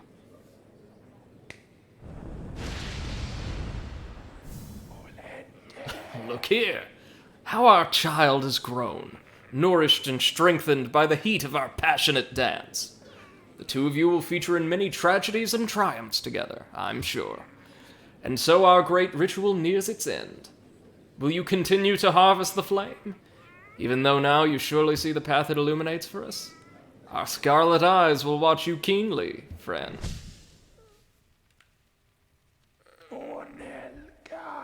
Go out into the darkness. Harvest the last lingering embers of this kingdom. Then return to me, and we will complete our dance. Oh, he gives us a reward. Oh, this is a badge, isn't it? No! Oh, that's even better. Dre says he activates it at certain percentages of health. Alright. That makes sense. Oh, the accordion player is gone.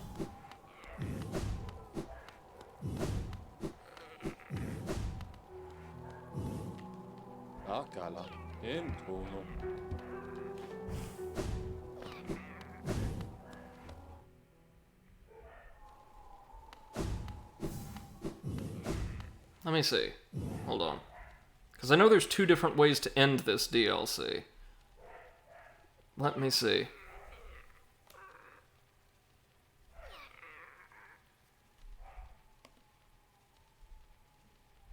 Right. There's a way to conclude the DLC without fighting the final boss. Which I'm not terribly interested in. Or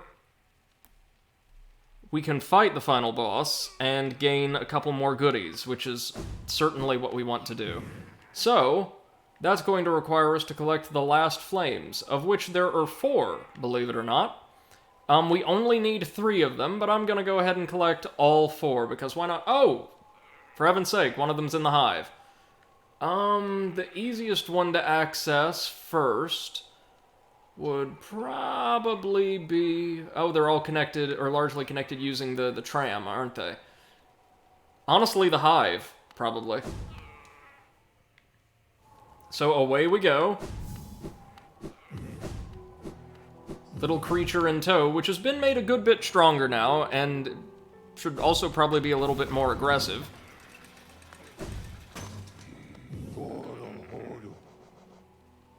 Back to the King's Station.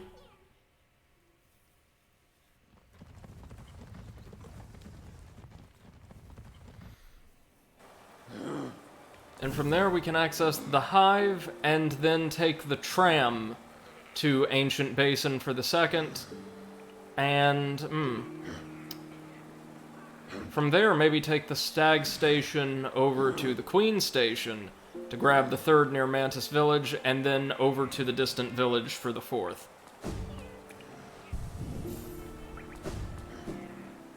We fought Grimkin before a fair few times, so we have a pretty good idea what this is going to what this is going to entail, right?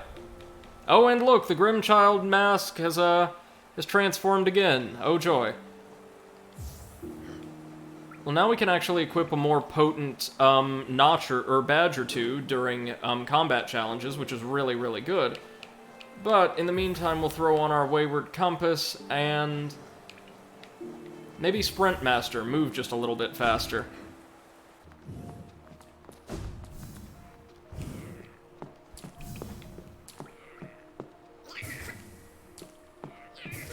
Oh yeah, the Grimchild is firing way more frequently.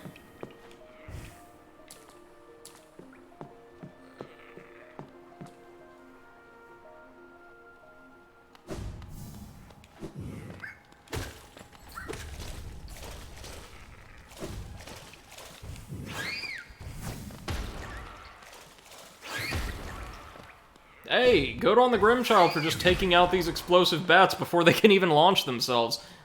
I hadn't even thought about that as a potential application for it, but that's insanely useful.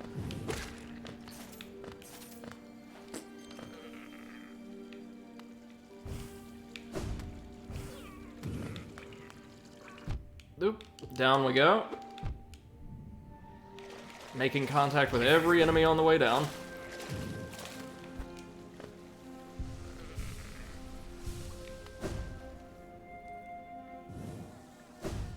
Again, if we upgrade this thing just one more time, it becomes even more potent. Probably strong enough to help us clear the Trial of the Fool quite easily. I would hope.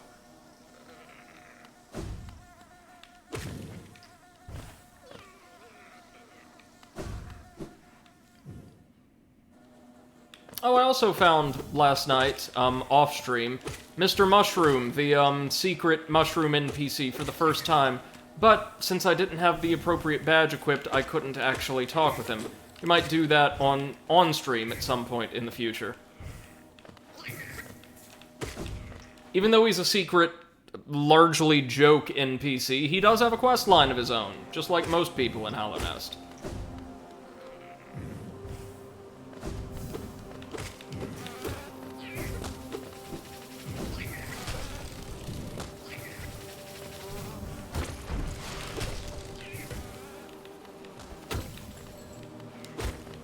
Down he goes. Yeah, so our flame is in this room. Not the best environment for fighting one of the Grim Troop, but we can handle it. Alright, let's see what this third rank of Grimkin has for us.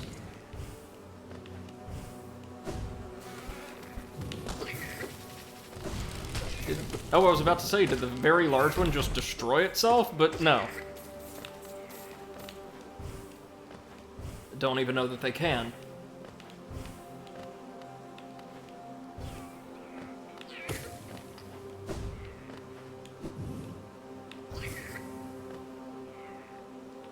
Okay, higher, so in the next little cavern.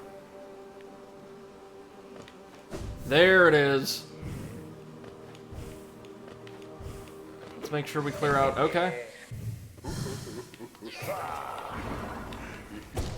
Well, that's not very impressive. Oh, and it's got basically the same, beam casting attack. Oh! But it can do that. And deals 2 masks worth of damage. Alright, that's different.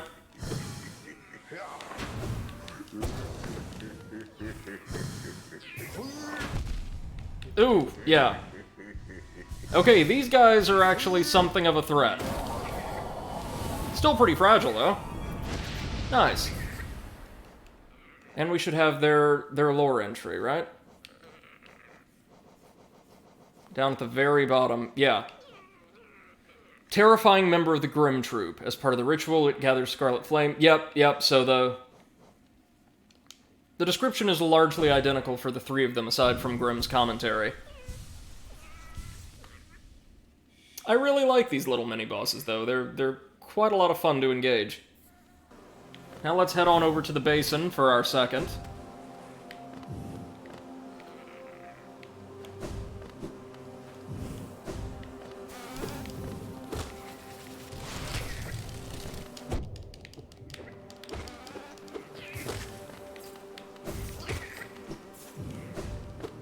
Guys, I'm so excited. We're going to wrap up most of the content for, it sounds like, 2 of the DLCs today. That's really, really nice. More than I was expecting to accomplish. Because the dream bosses, as daunting as they seemed, went down pretty easily. Of course, a lot of that was due to the fact that they respawned us immediately outside the boss arena, so we could just, like, attempt them again and again and again in rapid succession.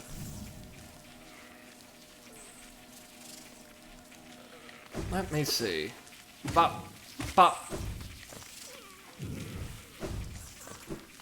Gotta get to the tram, to the tram, to the tram. Here we go.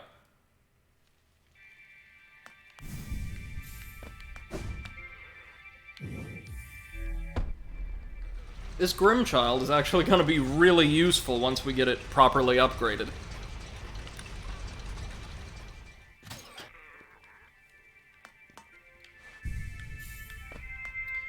Oh, and by the way, I know I mentioned yesterday, yeah, I think it was yesterday, I was making that creamy dill chicken recipe for dinner.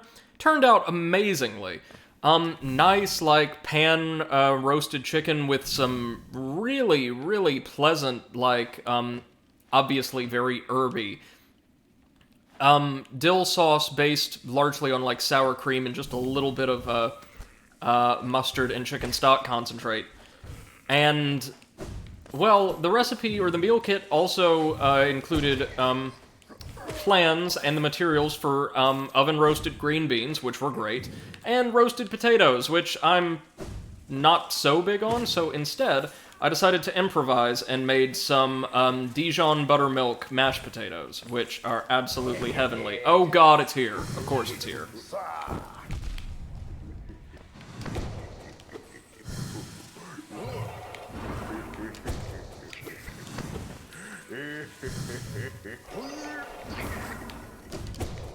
Oh, come on. Oh, we're screwed.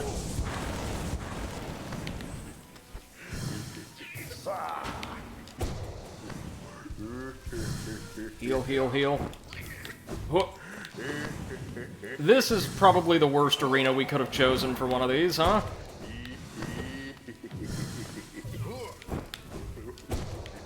Same basic idea as the last ones, though, just can't get distracted by the damage.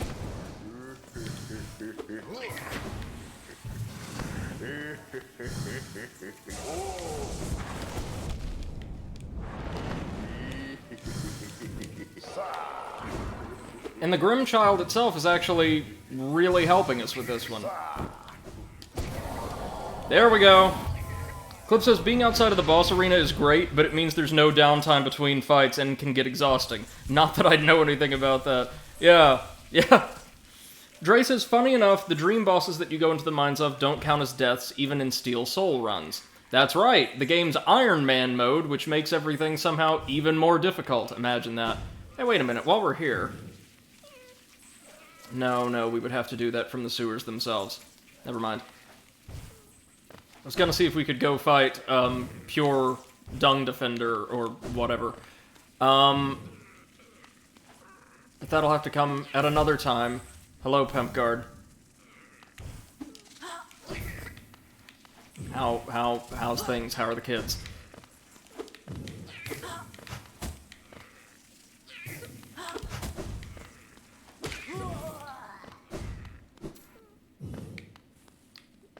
Yeah, no, Dre, that makes sense, because I think the game only registers deaths when, you lose your Geo and a Shade is spawned. Clip says, that sounds awesome. Thank you. Yeah, the mashed potatoes in particular turned out really well, which I was quite pleased with.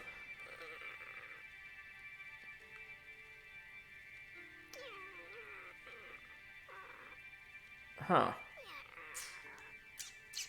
Ah, hell, let's go to the palace and then ride on over to Deep Nest. Or no, ride on over to the Queen's Station, grab the one in the fungal wastes, then go to Deep Nest. Completion! I know we only need 3 of them, and I'm not entirely sure we even get anything for gathering the 4th, but hey, why not? Or, as much as I'm gonna regret this, while we're here, we could attempt the King's mission. Huh. You know what? Because we're gonna have to do it at some point in this playthrough, and by the way, the Grim Troop DLC also added content to the King's mission, with like next to no reward, we're gonna attempt it. Why not? Can't hurt, certainly.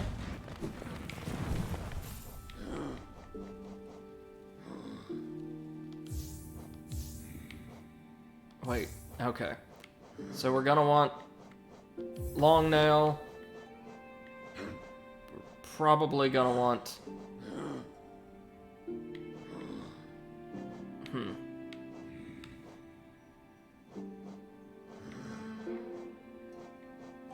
Yeah, many of these won't really help us. I mean, I guess we'll go ahead and take the compass and the thorns, just in case. I know that what's up ahead of us isn't really much of a combat challenge, though. It's going to be pure platforming hell for a little while. Fortunately, I don't know much, but I understand that the King's missions, there's 2 of them, 2 different, like, little ways we could do this. As we've been brought to an image of his palace at its height in the dream, aren't very long at all. And what an impressive palace it was, eh? Replete with giant, terrifying robot guards. That were, I believe, initially meant to be bosses in early design. And look, they're kind of like us. By design. Right, well, into the White Palace, then. Ooh, we even get a really unique camera shot there. Yeah, so just as we got half of this badge, the King Soul Fragment, I think? White Fragment, yeah. From our mother, we now have to get the other half from our father.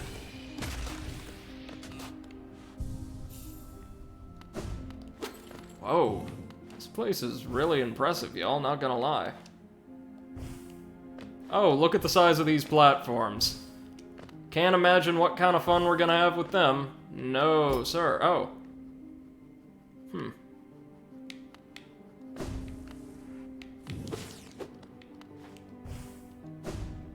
Now, it's not certain if this is what the actual palace looks like, or even if this is the actual palace, given that we're in the dream. Oh! Listen to the music. It integrates the motifs from the Resting Grounds theme. Very nice. And aside from the robots, I don't think there's going to be many enemies here. Oh, wait. You were a soul statue. You were a soul statue. Ah, no!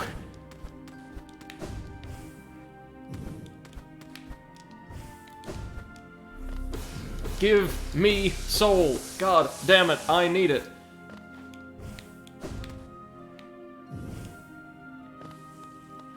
So yeah, keep in mind, this place, this beautiful heavenly place, was the domain of an effective god of shadow. Unusual theming, huh? Oh, wait, up north. Beyond the terrible thorns that impaled us. Was that, like, an easier way to access? No, that's... Oh, God. That was something special. That was something special. Looks like we're going to open several paths back down. Okay, more robots. Well, that was easy.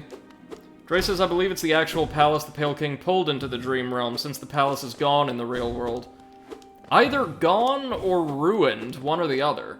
It's not exactly clear how long it's been since the king, went into seclusion. Alright, now what's up here, Your Highness? Massive soul lamp, right?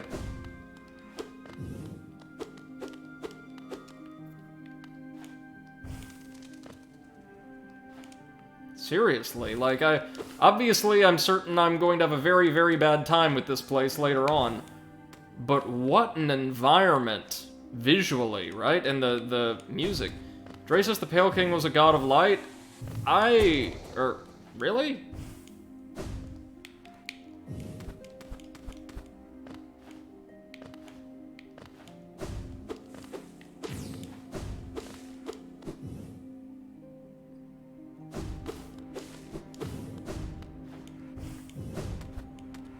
I mean, that makes sense, certainly. It makes sense with the aesthetics.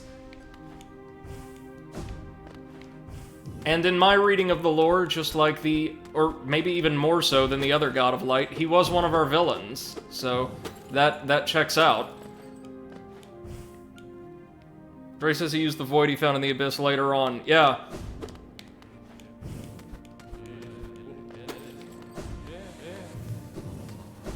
Oh! All of his courtiers are alive here. King, your troubles. Let us... Okay. That's right! Remember, with the gift from the Pale Lady, we, have been acknowledged as, like, the king, or we've inherited the throne. But not yet. Oh yeah, we got Buzzsaws. You know we got Buzzsaws.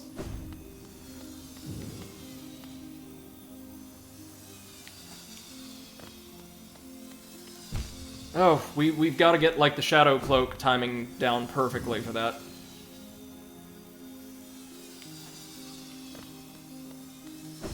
Ah! Shit. Or alternatively...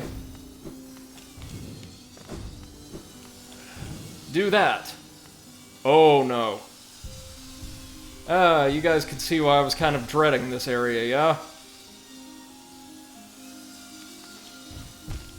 Oh, this is like gonna be like a void from Blue Fire on steroids.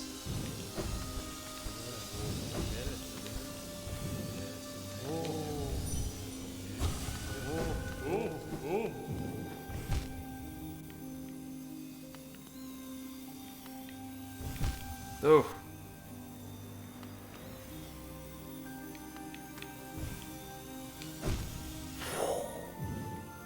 Okay, so we're going to have to do this effectively, by trial and error.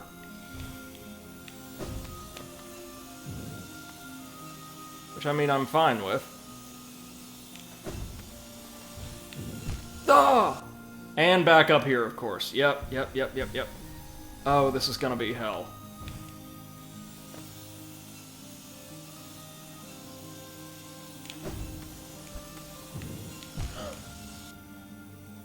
Dre says, yeah, there's a reason I use the high blood in here. I'm already bad enough at platforming without having to go back to the beginning. Yeah, and this is going to be one massive gauntlet with very few little checkpoints throughout. I'm certain.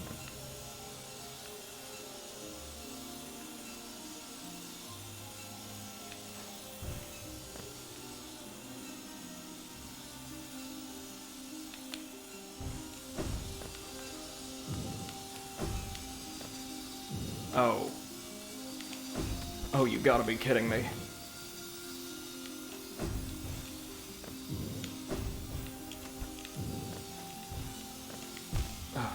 No, no, no, no, no. Okay, okay. Oh my.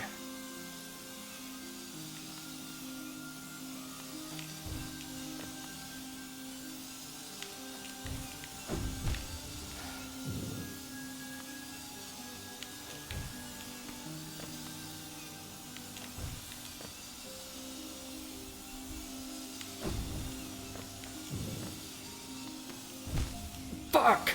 Oh, we're screwed. Oh my god, we're screwed. Yep.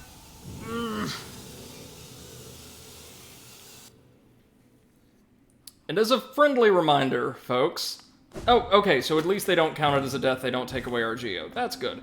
As a friendly reminder, and yeah, Dre, I think you're right, Hive Blood might be handy here. Especially since we don't really have... actually, I'll unequip Unbreakable Strength. That might be a half-decent idea.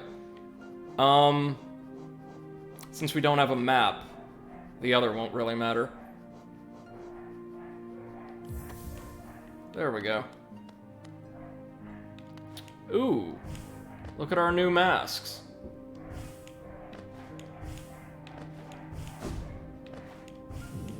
And yes, just for the record, there's a harder version of this we can do for virtually no reward at all.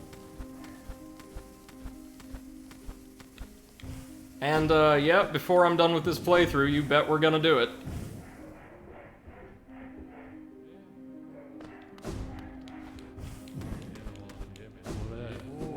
Howdy, courtiers.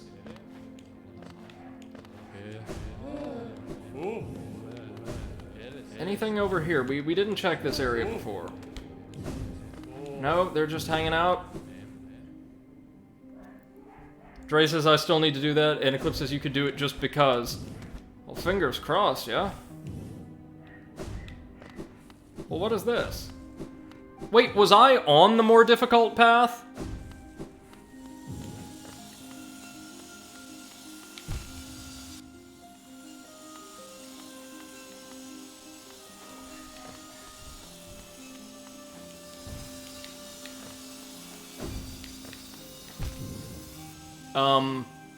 Gonna go out on a limb and say no.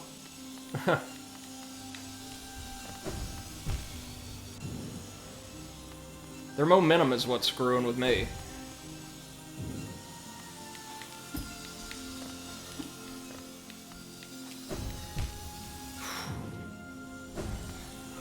And they're just big enough. We can't. Oh my god, we can't dash through them using the Shadow Cloak at all. They cut right through.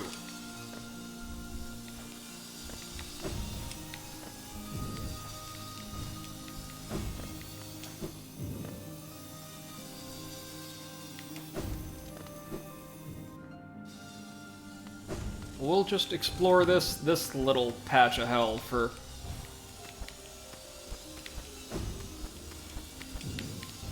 no reason save our curiosity. Oh, Lord.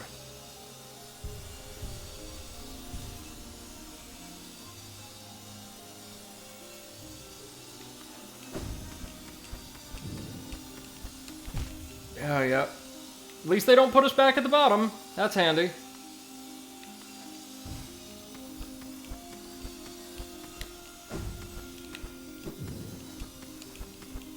I also get the horrible sinking feeling that I was wrong, and the White Palace is absolutely huge. Is that fair to say?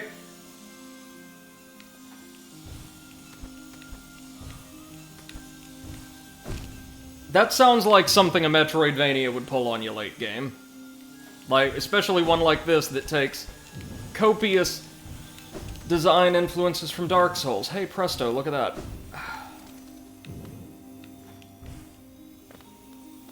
Well, yeah, so regardless of what the lore says, I think we now have more than enough evidence to arrive at the conclusion that the Pale King was definitely a villain. Definitely, like, no friggin' question. Friendly reminder, this is his dream. This is his world.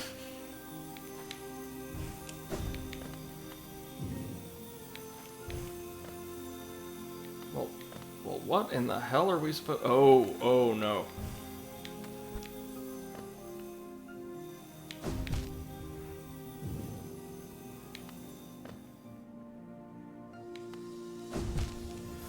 Close, close, close. Alright, walk down here.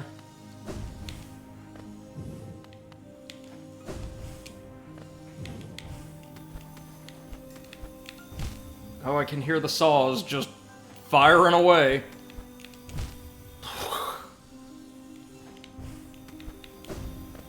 There we go. So which one of these was the Path of Pain? Or neither of them?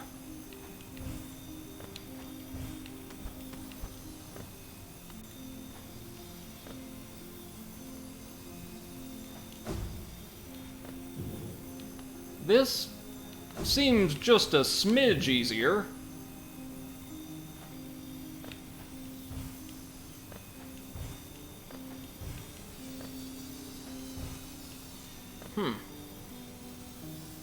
Oh, wait a minute. Yep, that's how we're supposed to climb from the other side. Uh-huh. Or no. We can cross this. You know, given how fine the platforming control is, having to land on these tiny little spires, or these tiny little platforms, most of the time, is not a huge problem. And I really appreciate that.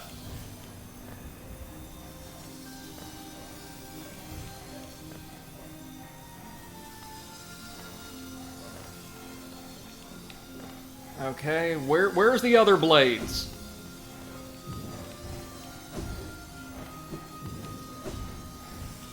Can't be serious, there's not any others?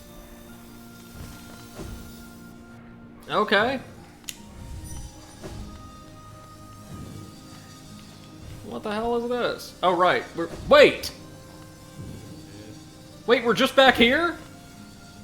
There was no purpose to doing any of that? Did I miss something? Or... What is going on? Oh, Christ, I missed something somewhere in here, didn't I?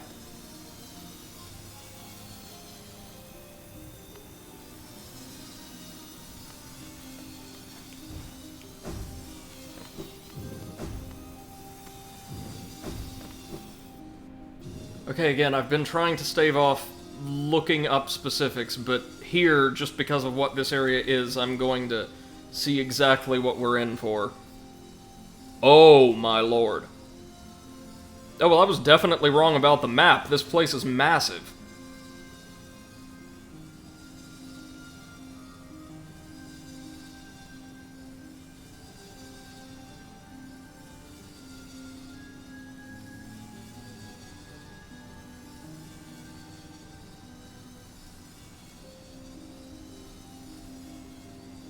Mm-hmm.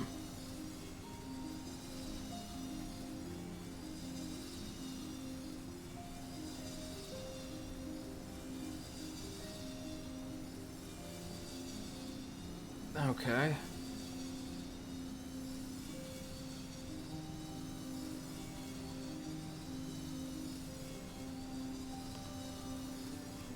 Okay. No, apparently we're on the right track.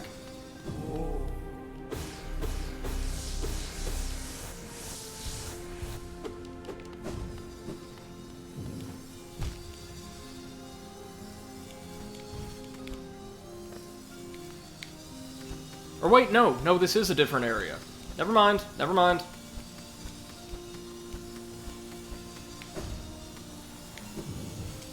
Wait, no, it isn't. Hold on. So,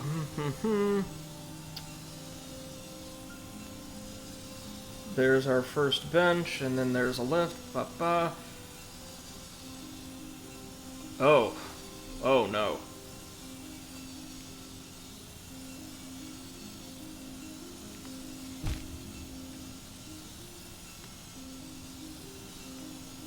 No, wait, I think this...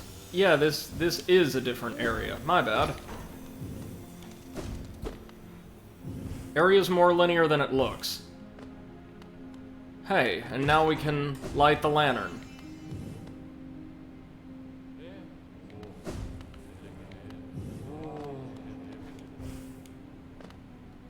Which is one of 2 lights we need to access the next, section.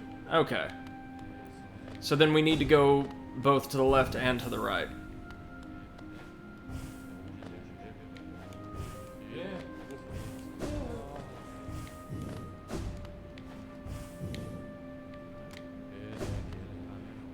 No, that's the exit. We don't want to leave. Dre says, I've heard the theory that the Pale King installed the Buzzsaws and Thorns to protect himself after the fact, but we never really got an answer.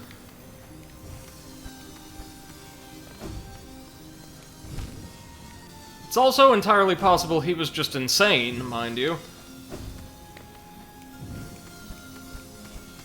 Or, this is the theory I heard from the video on Hollow Knight's lore I watched, to familiarize myself so I could give you guys some halfway informed commentary, that this isn't the physical palace, given its location and absolutely ridiculous architecture.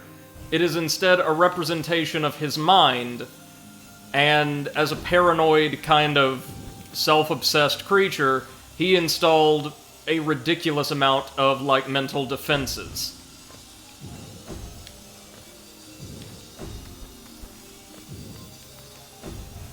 And given that it's taken so much effort to get in here by reading the mind of one of those shells, for instance, I think that theory holds some water. After all, if people's thoughts, their hearts and minds, are known in the dream, and the dream is the realm of his greatest enemy, it stands to reason that the king would be obsessively defensive against anything associated with it. We're essentially having to break into a facsimile of his mind, which is a really cool mission if you think about it, but also really tense. Hey! There we go, up we go. Oh no. Oh, okay, that... I was about to say that wasn't as bad as it looked, but...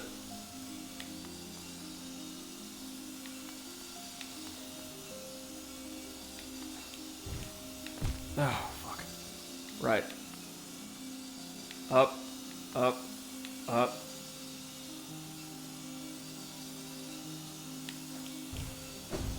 Ah!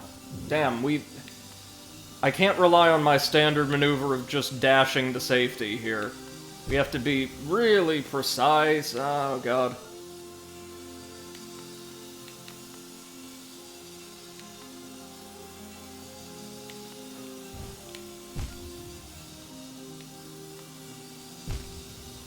Maybe we can nail bounce on that large saw long enough to allow the one on the one on the right to recede.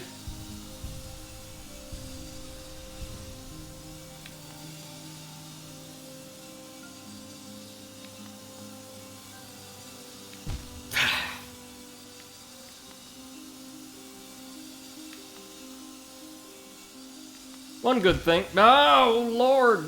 Jesus, why is it so tight? Why is the positioning so demanding?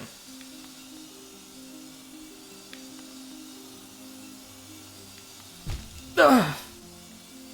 Well, Alright. Alright. For reference, I do have a map, in another tab. We are nowhere near done with this place.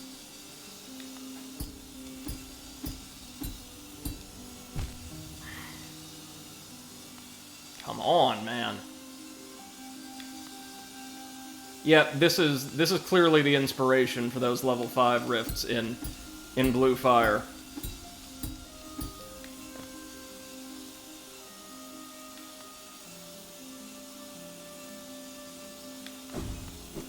Okay, nice. Made it through that.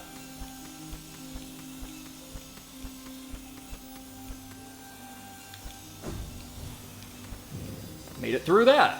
Okay. Ooh, this next one looks nastier. But same basic idea, I think. Whoa, whoa, whoa! Oh, man, that is gnarly.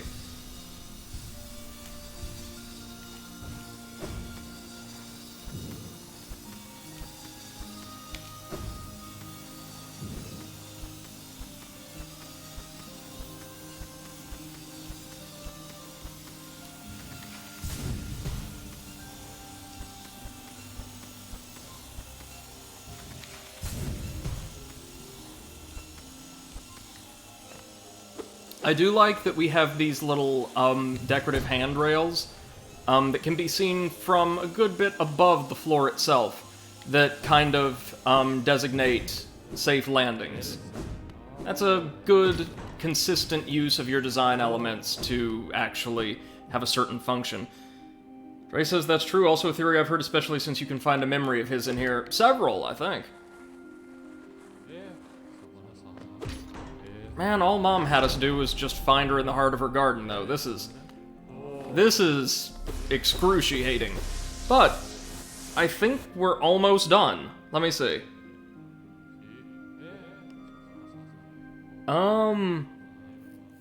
Yeah, actually. We're almost there. But we're also almost to the special challenge.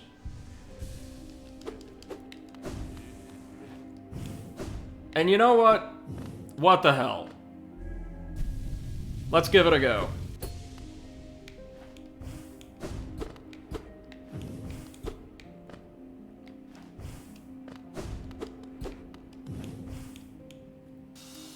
The special challenge, excruciating though it is, there we go, doesn't seem to be that long. Let me see. What are we dealing with? 1, 2, 3, 4, 5, kind of 6 different halls. Yeah, welcome to the Path of Pain. It's hell. To witness secret sealed, one must endure the harshest punishment. In other words, welcome to Saw Blade Hell.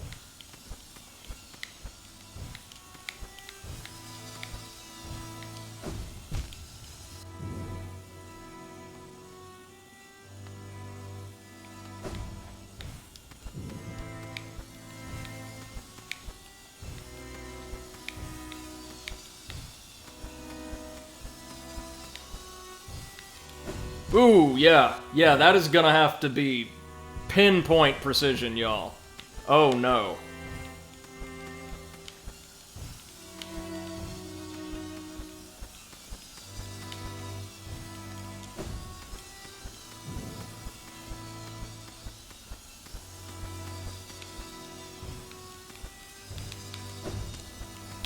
Ah! Oh, and the whole thing's gonna be like this, isn't it?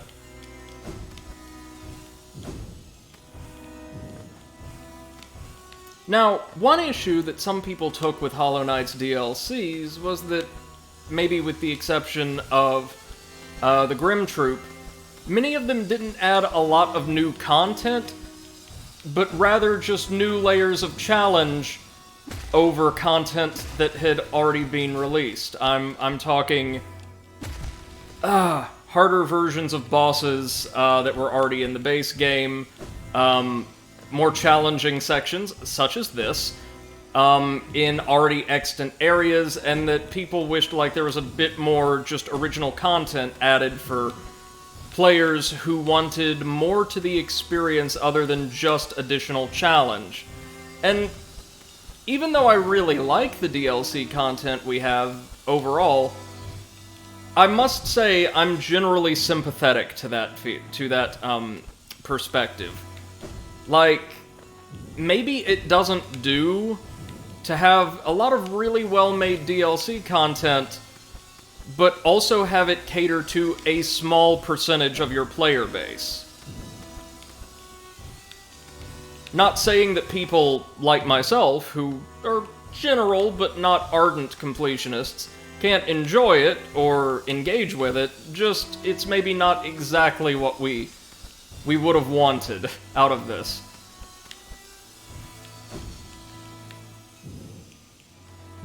Dre asked, I didn't get a chance to watch your Trader Lord fight. Did you have Cloth help you out? Yes, I did. Actually, tell you what, we're not gonna do this right now.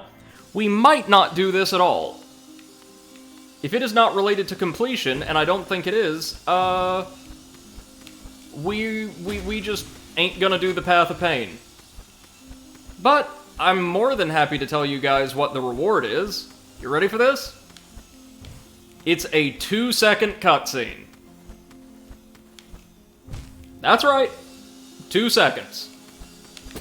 And you get, like, a little note in the journal. That's it.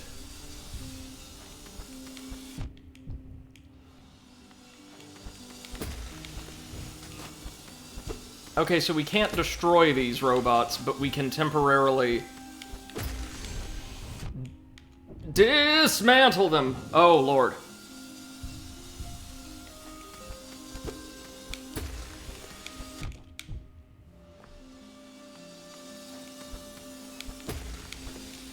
They do not stay deconstructed for long, though. Ah, fuck. Okay, we've got to dash through there, jump across. Yeah, okay, okay. Yeah, we're probably not doing the Path of Pain because while I enjoy challenge, I don't hate myself. And so we'll save that for another time, if any time. Dre says the idea instilled. Yeah, I think that's the name of the cutscene. Or the badge. Not badge, sorry, the achievement you get. And dear God, is it not worth it?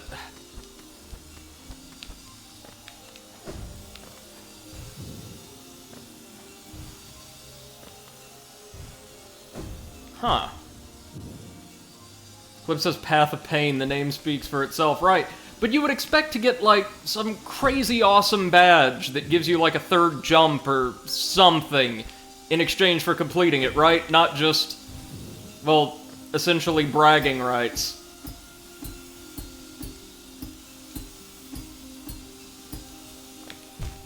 Something I'm unconcerned with, as I have absolutely no self-esteem.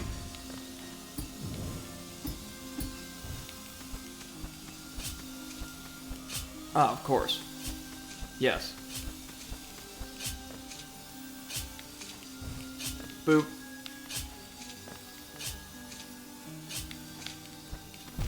Oh, wow. Okay. How are we supposed to handle you, then?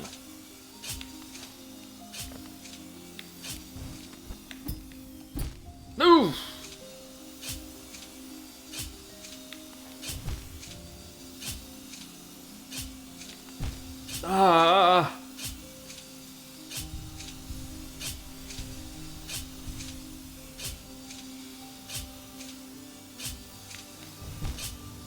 And the reason we need to do this, for the record, friends, is because, again, we need a gift from the king in order to get the best ending. Ugh! Fuck.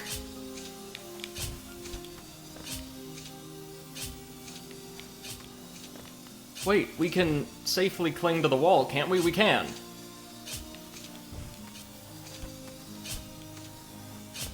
Not like it does much good, but we can. Interesting to know.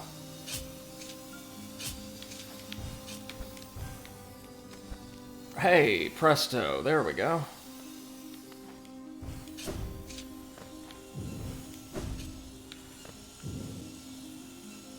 Ah, yeah, okay, sure, why not?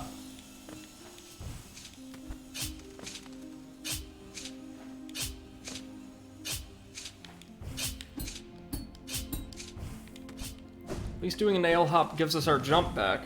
Dre says it's apparently where the Hollow Knight failed to contain the Radiance. Well, I imagine if I had to do this kind of shit, I would probably fail to do my job 90% of the time as well. So, I can respect that.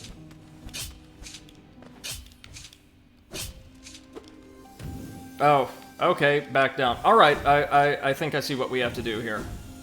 It's nail hopping time. We're almost out, though. We're almost home free.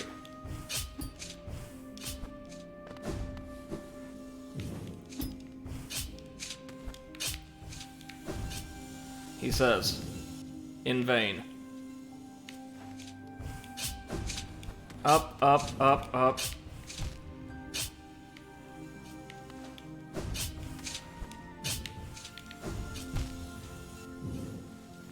Okay, where exactly are we in my great big white palace map?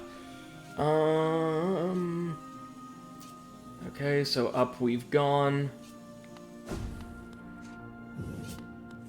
Oh. Oh dear lord. Oh, why is this place so goddamn long? Again, the Queen's Gardens didn't quite take... Fuck. 30 minutes. This, I was totally wrong as it happens. Just by size alone, I'm looking at the map, might be one of the largest areas in the entire game. And it's all like this.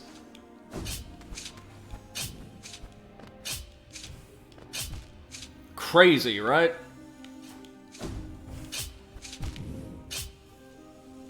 And imagine having to do this and getting kicked back to that bench every time you take a hit. Or every time you die, which would be frequent.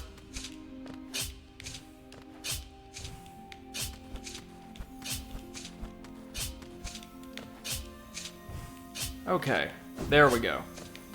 Nice. Safety. Huh.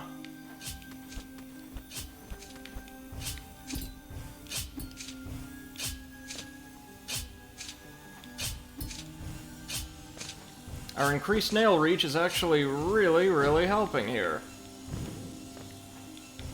Beautiful, love to see it, love to see it. Dre says the idea of family and love, the Hollow Knight was no longer hollow of emotion. Yes, but interestingly enough, the implications of the very, very best endings, as I understand it, to the DLC imply that because our little guy here has made so many friends and had a positive impact on so many people throughout the course of the game, he's actually able to surpass the Pale King's plan for him and give the world... Oh, fuck, we have to stop ourselves at a very specific spot. Give the world an even better solution to the Radiant problem.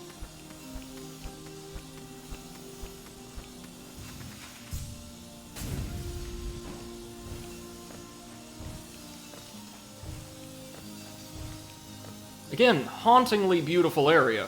Massive pain in the ass.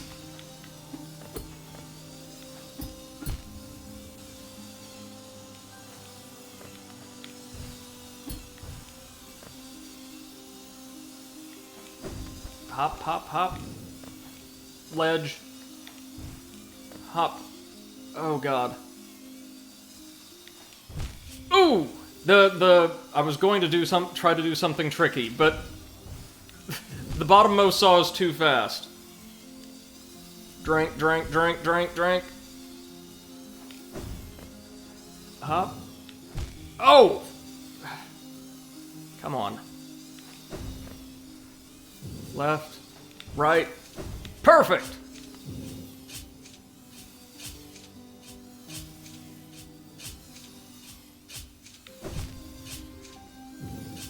Huh. Well, how on earth are we supposed to do this? We can't dash through them, can we? No. Ah. Oh no. Drink.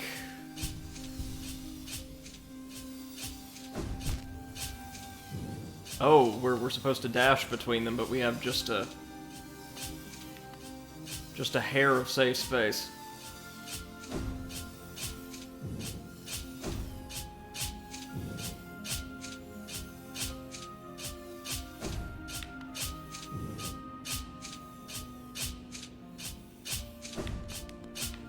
Hey, we made it though. Nice. Really? Okay, I will say, you could tell with all the traps, the folks who actually designed this stage were having a ball of... just having a great deal of fun. Seeing what silly combinations of traps they could come up with next. Really? 3 times. Oh. Pretty sure that wasn't supposed to happen, but not complaining. Hey! Made it.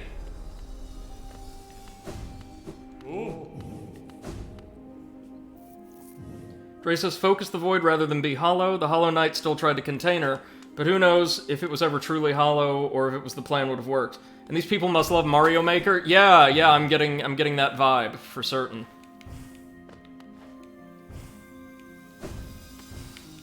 Oh, good. Yeah, that's where we're supposed to go.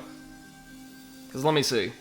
We've gone up through there, gone down and around, boop, boop, boop, boop, boop. Yeah, we're almost home free. Kinda, sorta.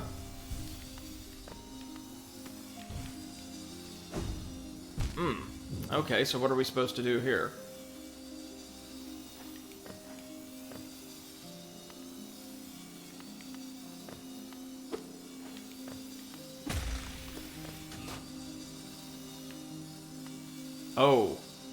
Oh, I see.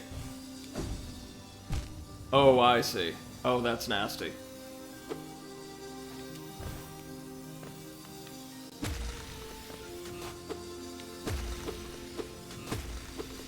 Just keep giving soul. Thank you, thank you.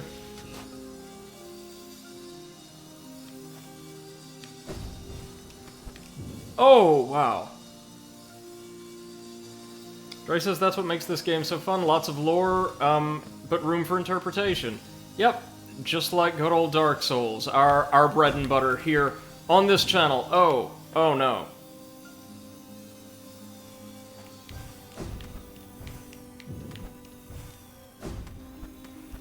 Okay, come on, we can do this.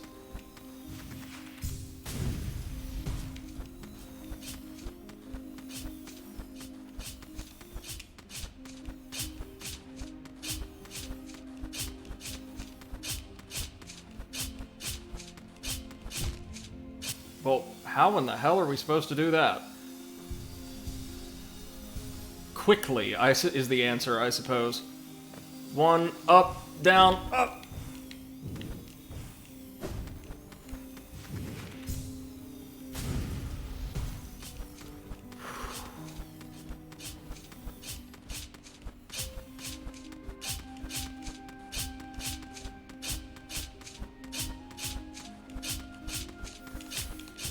Okay.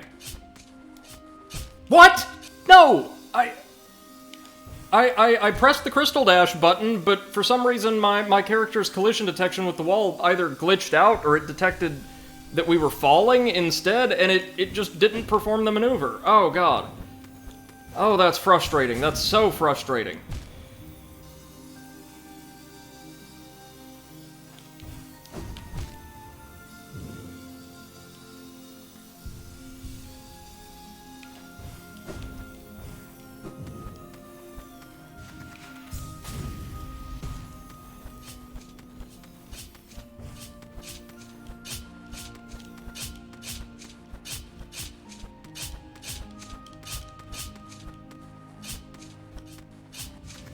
Okay.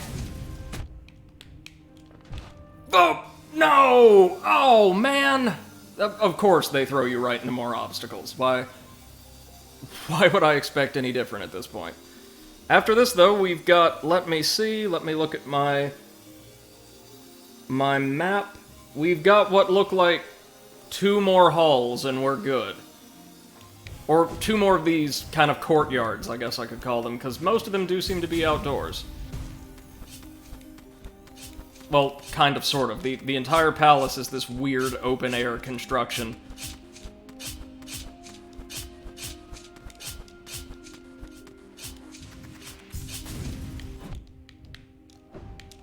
No, no! Clip says, we're the Souls people. If we have a stream team, name it the Soul Searchers. Oh, that's a pretty good idea, actually, man. I'll have to keep that one in the back pocket. Too high up. Yep, but... Up. Dre says, reason people call it a Souls-like? Well, I think it's less due to the lore and world building and all that, and more due to just the difficulty and some of the systems surrounding death, probably.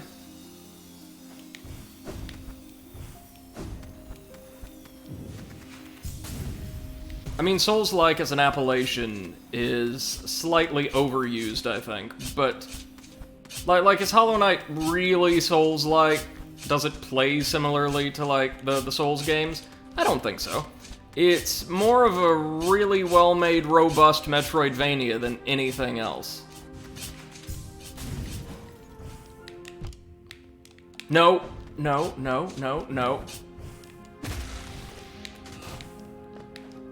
Yes. There we go. Well, let's get ready to catch ourselves. Or not. Okay. No complaints here. Oh no, we do need to use Crystal Dash there, of course. Alright. Whew. Just give it a minute. Yeah, there is no way we're doing the Path of Pain. That might be the one thing I say, not this playthrough.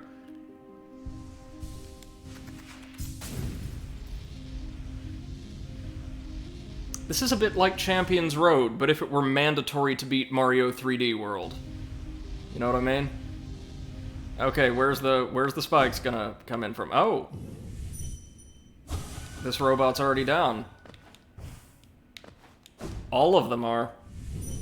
Dreas, are you gonna be going for all the endings? No. Just the most complete or the best endings for both the main game and the Godseeker DLC. Give us that soul!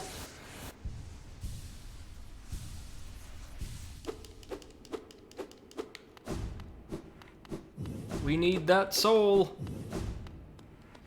Full health. That'll do.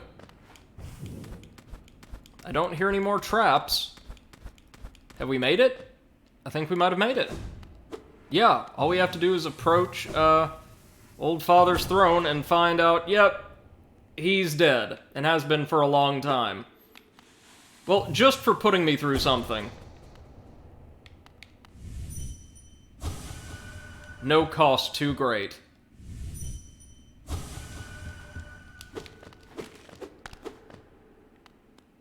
And yes, we have to do that. We have to beat the Pale King in a zero-effort boss fight in order to get the other half of the badge. Combine the two, and we get the King Soul. What does the King Soul do, you might ask? I have no earthly idea, but we're about to find out. That's it. White Palace done. Soul of Worm. Soul of Root. Heart of Void.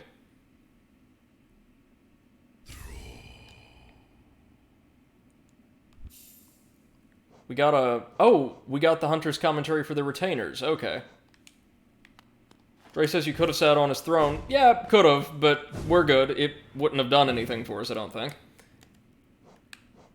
What does this do? Opens the way to a birthplace. Holy charm symbolizing a union between higher beings. The bearer will slowly absorb the limitless soul contained within, so it also heals us automatically. Or, no, it constantly refills the soul gauge, my bad. Oh, that's handy. Clip says the whole find a better way does really resonate Dark Souls 2, though. Yeah, which is exactly what we're going to be doing.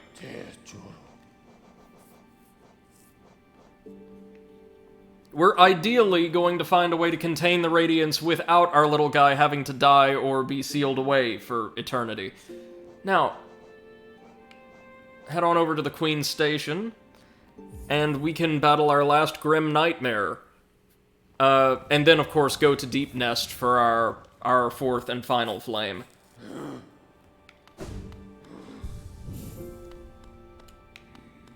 Oh, wait. We don't need Hive Blood any longer, so... we can equip... this... and Unbreakable Strength. Nice. And Sprint Master. There we go.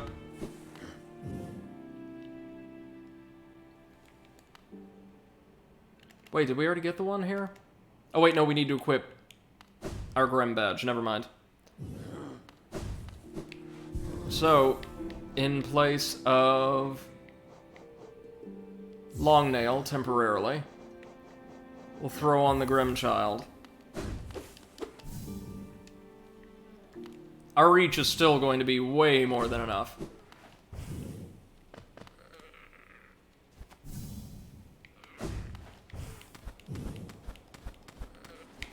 Dre says doing all the base game endings does unlock achievements.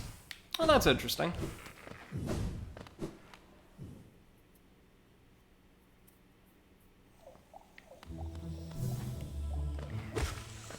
Oh, gotta love that strength.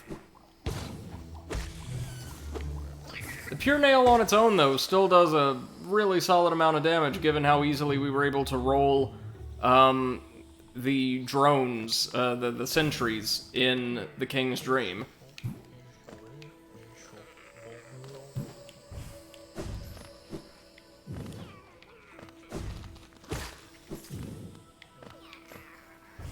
Let's just make our way down nice and slowly.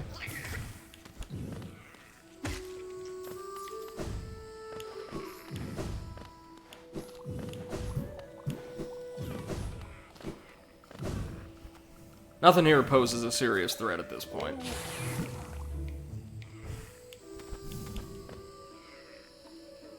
This has actually become a pretty jaunty little journey now through the fungal wastes, which were, I mean, not super challenging, but required some serious attention when we came through at the start of the game. Oh right, this is going to take us into that area I discovered inadvertently last night, the fungal core.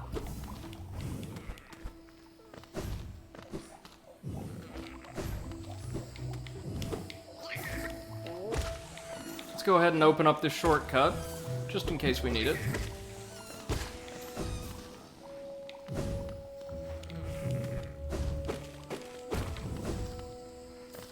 And then it's gonna be right down and to the left.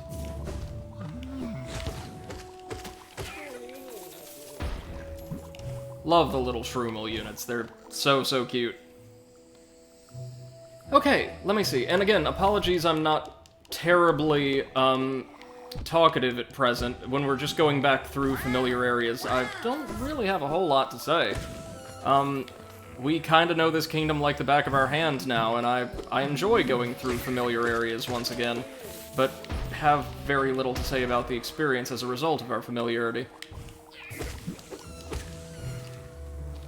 Alright, let's get ready.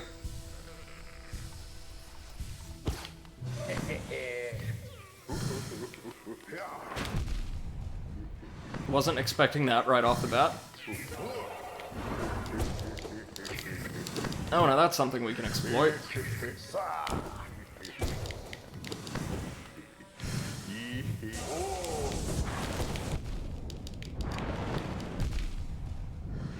Oh god. Got him! Nice. Nailed it! Now all we have to do is head back to the station and travel to the hidden village, or the distant village, and we can collect the fourth. Just for fun, really. These, I found out, are actually mushroom lore stones. We need, our little fungal badge equipped to read them. And they don't have much of interest, to show us just a little bit of additional lore. Thank you, Eclipse. Thank you, thank you. We just need to climb our way back up to the station, and then we'll be good to go for the final leg of the Grim Troop quest line.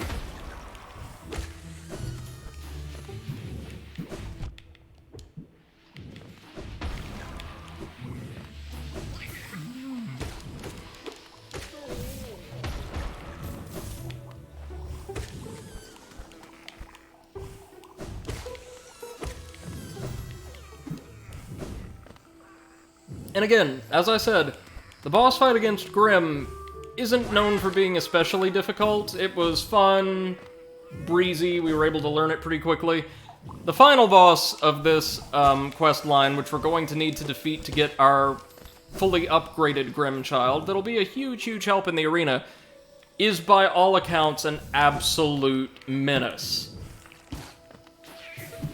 But hey, I figured if we can beat the dream bosses we fought so far, it can't be that bad. A lot of these bosses really have me dreading the Pantheon of Hallownest, though, because we're gonna have to fight them all in one go, with just a handful of opportunities to, like, heal or switch up our loadout, and without dying a single time. That's gonna be real rough, even if we put together a loadout that allows us to just break the game in half. Clip says you got this. Thank you, thank you. And again, we could go back and fight it now, but I want to get the last flame just in case it does anything for us.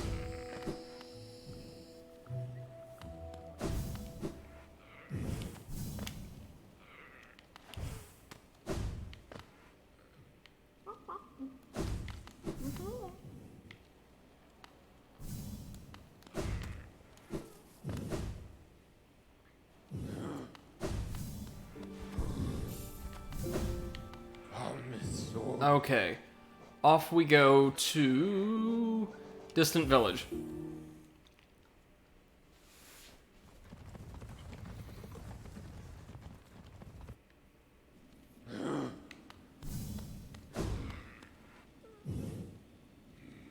Oh. Oh, the fourth flame isn't on the map any longer. I guess once you collect 3, it just, the last one disappears. That's interesting. I do know from reading up, the fourth flame, the one in Deep Nest, is not guarded by a mini-boss, so I guess if you had difficulty with them or just didn't want to fight one, you could come to Deep Nest and, like, dig into Hera's den to get your hands on that one? Alright. Let me see. Oh, dear friends, it's time to prepare us for some pure hell. What do we want? What do we want?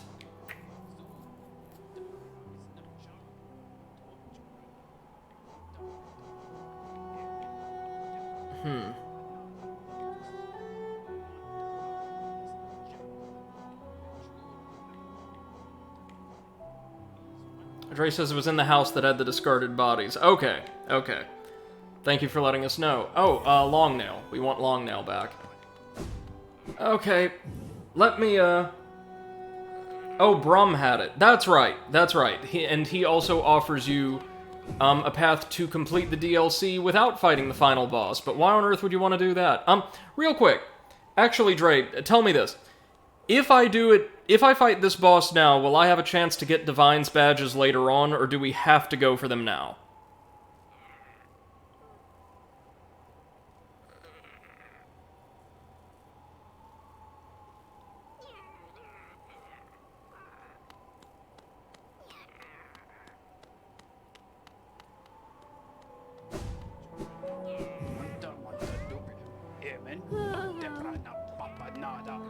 Dre says she stays. You can get them anytime. Great, great. Let's just run through Zote's dialogue as quickly as we can.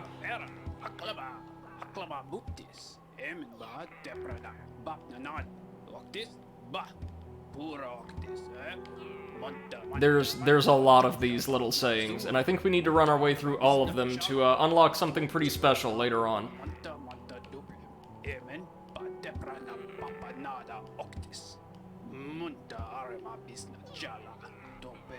Dre says he goes through all the precepts. Of course he does. I imagine they had a great deal of fun writing for him. Or wait, no, hold on. There's, a secret little hatch in her home, which, now has a shrine to Zote. We can have some fun with this, later on. You may notice it had a dream aura. Give me 1 minute, I'm gonna grab a drink, and then it's final boss time. And then we might even go investigate the shrine if we have time.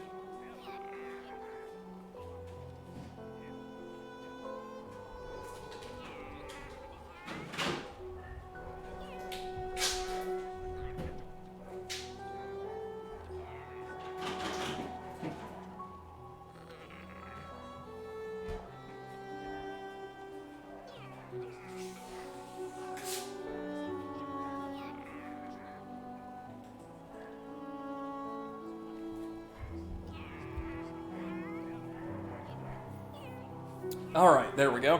Clip says, why would you have a shrine to Zote?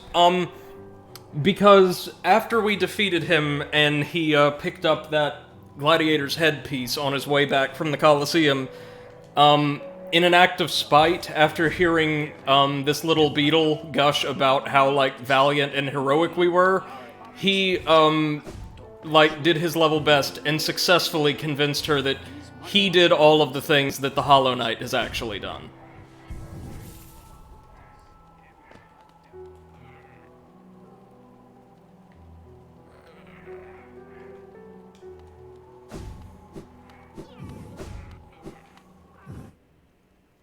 In we go.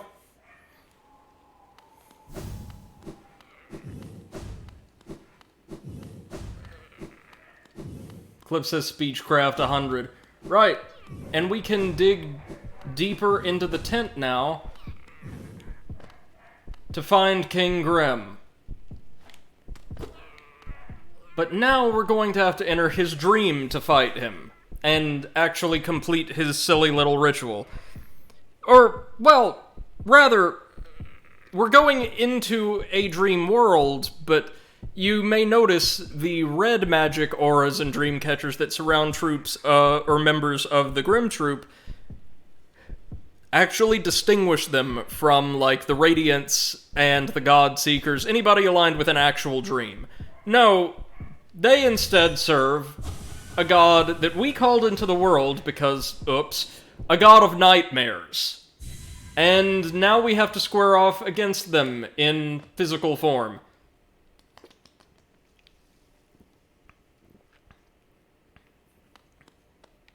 This is going to suck.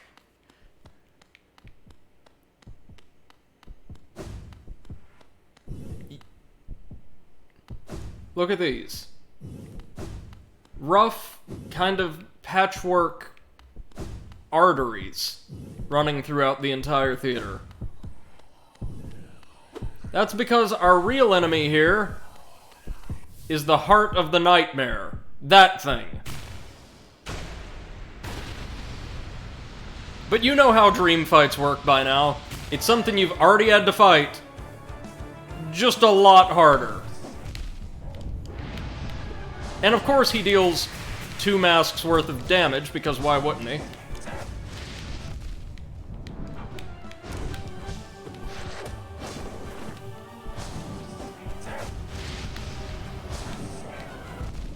Oh!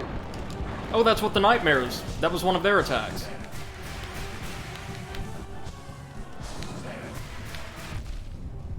Can we not Shadow Cloak through those? Might not be able to.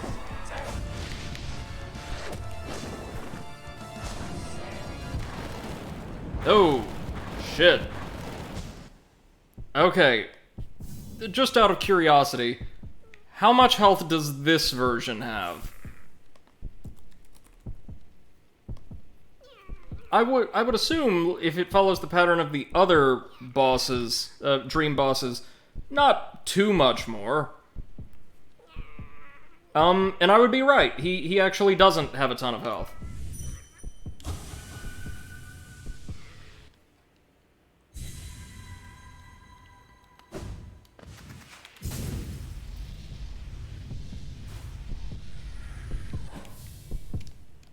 Yeah. Can we get through this a little faster? We're gonna have to try this many times.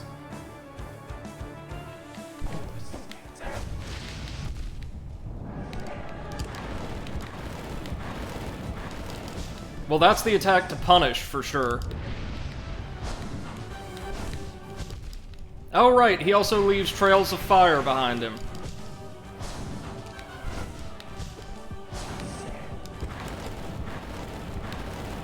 Making that attack not unpunishable, but damn near. Oh, Lord. Okay, so... findings so far. There is all of one attack we can actually hurt him during, and it's when he conjures up the Pillars of Flame. He's actually perfectly vulnerable during that attack. Everything else we're going to be dodging as best we can.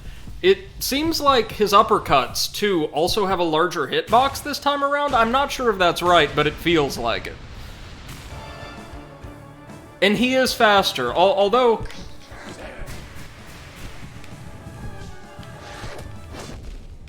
the base monster was so fast already. Unlike, say, the False Knight, he's not much faster. Jesus, fuck.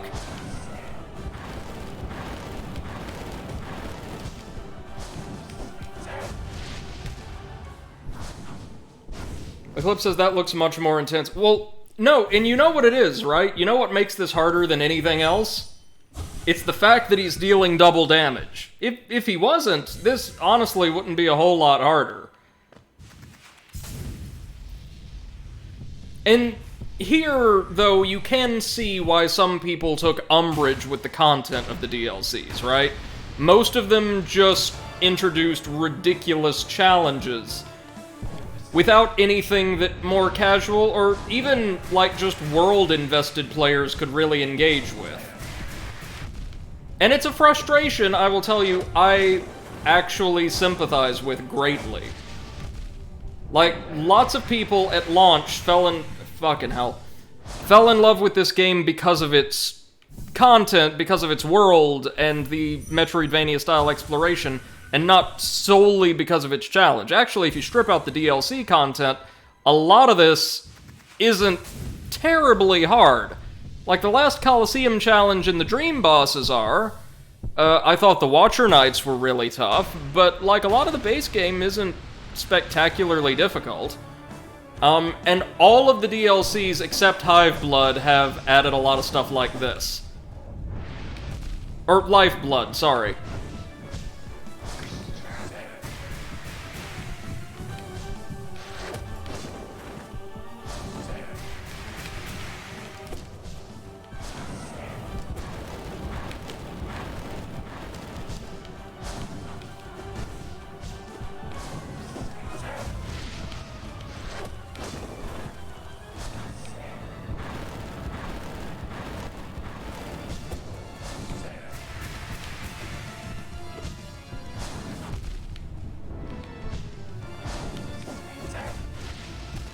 Ah!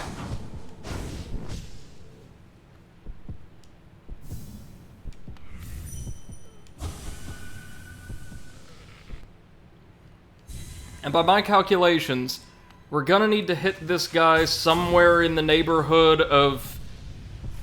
oh, golly gee. 50 times to win? 50 times, give or take. Which doesn't sound like much when you just say it out loud, but...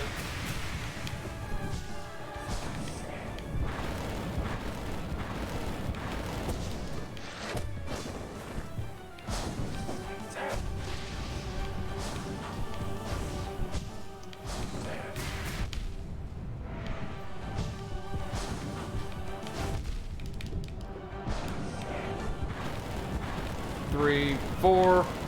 ah! Just stay still! Fuck! Yeah, and Eclipse says 50's a lot when he has to hit you 4. And also when he's never on screen. Dre says I found the game pretty tough, actually, but I've never really played any Metroidvania games before either, and I'm a very casual gamer. Well, that's perfectly fair. I've heard lots of people who either aren't familiar with the genre or, again, just haven't played many modern Metroidvanias express similar sentiments, so that's totally fair. I'll put it this way, I can see why a lot of people think the base game is really hard. It's not like Dark Souls 2 and why people seem to think it's super easy. It's not something I see as just totally unreasonable. Oh, he loves this attack now, doesn't he? Ah! Fuck!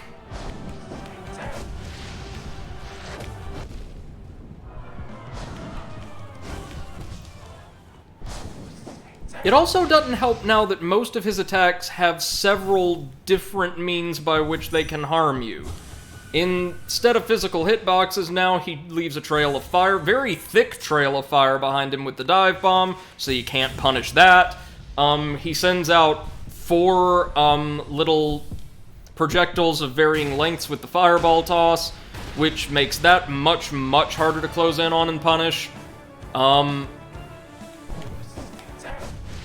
The uppercut spawns the thorns now, I'm pretty sure.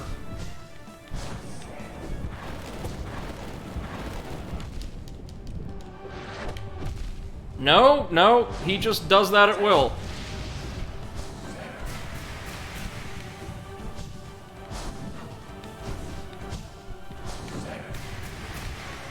Oh, God!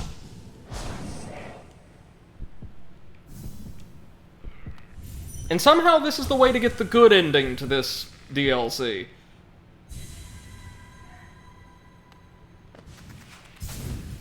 Like, we've got to get 50 hits in, and I think the most I've landed in one fight has been 4.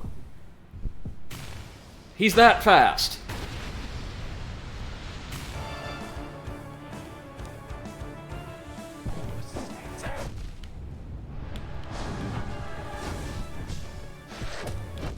Ah!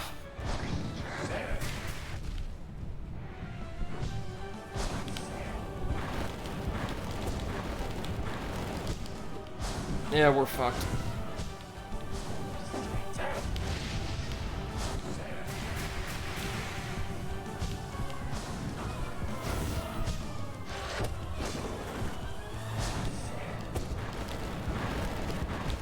Ah!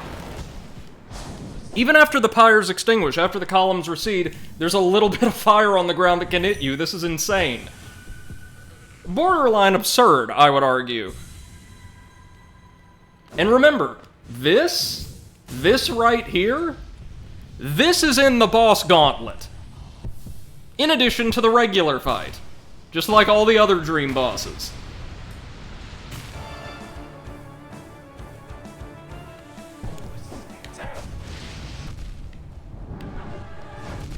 Oh!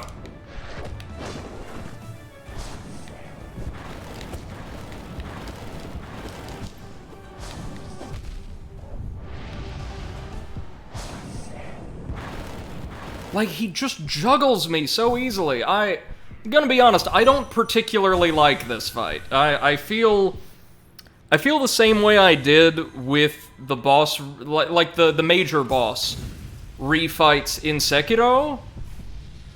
Like, it feels almost as though, first off, it is a beautifully presented fight, but it does recycle content, and it also feels like in a game based largely around the sense of accomplishment and discovery, it completely annuls the sense of accomplishment or progress, spectacle maybe, that one would glean from actually fighting the standard boss, right? Like, oh, you know, it felt awesome to win that fight, but oh no, wait, that's not the real fight, we've got to do it again. Almost immediately afterwards. Dre says you might find this fight easier if you get the last 2 masks. I have a feeling that's not going to make a huge difference, honestly. And it's not 2 masks, it's just 1. We're 1 shy of what we can get without badges.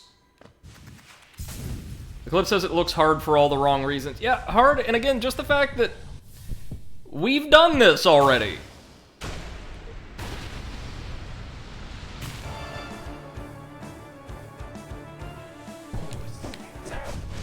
I mean, I was saving this for discussion during Godseeker, but I figure I might as well let loose with it now. That's the other major complaint with the DLC content I've seen people share, is a lot of the DLC content is just much harder versions of bosses or content that was already in the game. Which again, serves a very particular audience.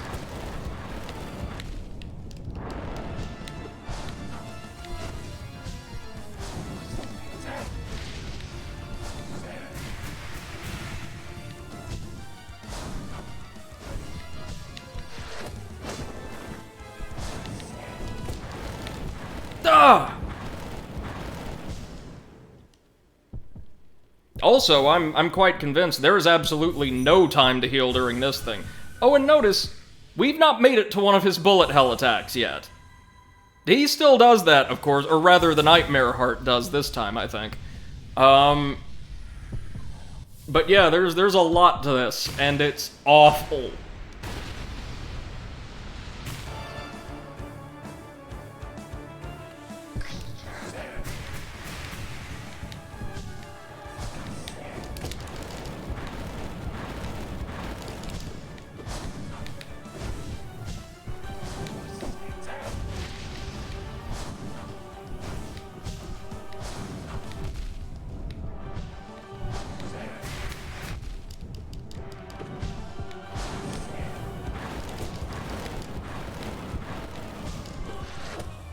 Ah, of course.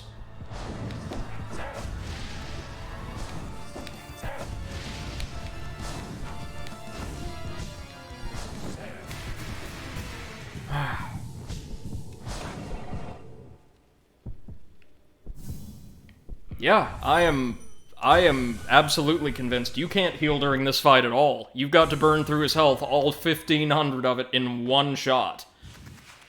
Wow.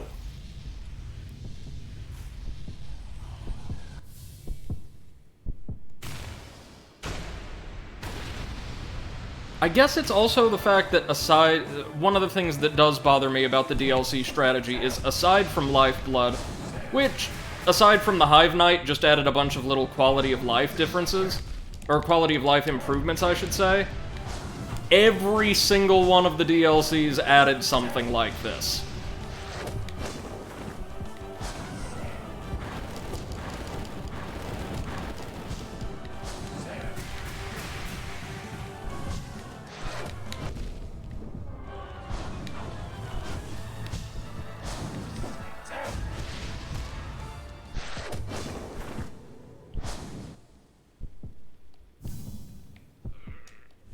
How there are people who manage to do this flawlessly time and again in, like, the Pantheon, I've got no idea, but mad respect to them.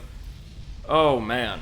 Oh. Yeah, I'm desperately trying to extract, like, sympathetically, right, because I'm not experiencing it, how people, a regular player, right, mind you, not like a speedrunner or somebody who's going for, like, technical prowess over just experience of the game, why people would find this, like, just a lot of fun. Because there are many players who do, and I'm at a loss. I would argue that this is actually a worse version of the fight. All of that fairness that we talked about and all of us appreciated earlier, that's gone.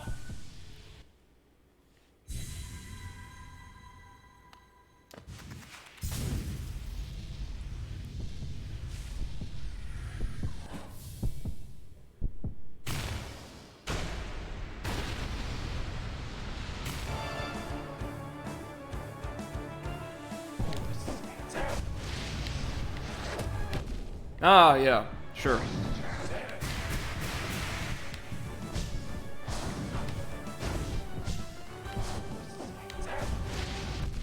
Ah, yeah.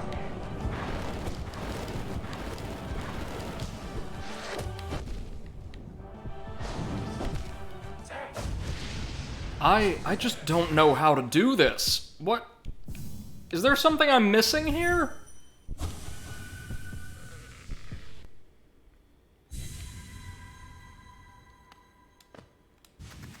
Absolutely nothing we've used anywhere else in the game could be helpful here. I mean, we've got the little Grimkin option. The only thing is, it gets consumed in order to allow us to enter the dream, so it can't help.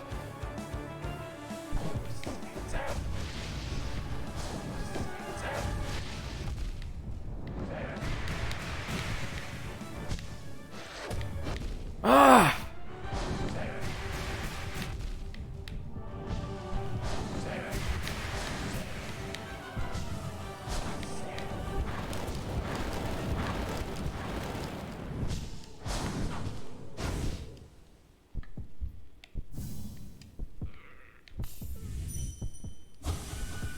So the issue here is one of many issues, I should say. He's so fat. Well, it's not. Okay, I feel I should clarify. Are the Dream bosses, pound for pound, faster than their standard counterparts? Yes, but that's not as near as I can figure, thinking back, why they feel as fast as they do. They're not like 2 or 3 times as fast as the standard encounter. Like, the Lost Kin was actually, near as I could tell, not any faster. Fuck it. Any faster than the Broken Vessel. Rather, they're more aggressive. They have less of a delay between attacks. Those intervals are made much smaller. In his case, it's effectively non-existent. Actually, it is non-existent. He is not physically present on screen unless he's attacking. Combine that with double damage, and the fact that he fires off attacks so quickly in succession that I can dodge one attack and on the way down from, like, midair be hit by his next one. This is not a good time. This is not a fun time. This isn't... I'd go so far as to argue that unless you're posing an ultimate challenge to your players, which this isn't, this is not the hardest thing in the game. It's nowhere close, according to popular consensus. Unless you're trying to design that kind of super boss, and this isn't just salt here, right? This isn't just me being cross. I've longtime viewers could tell you, tackled lots of things probably more arduous than this and been able to appreciate their design. This is, I would argue, borderline poor design.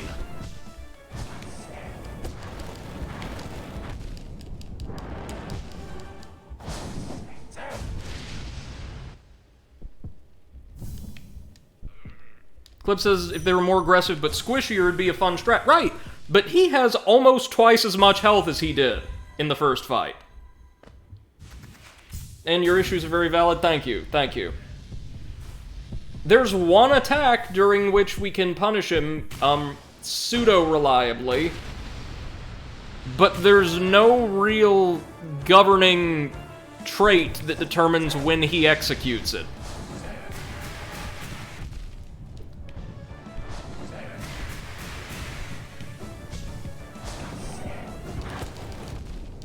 Ah!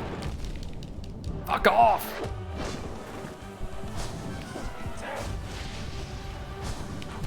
Ah!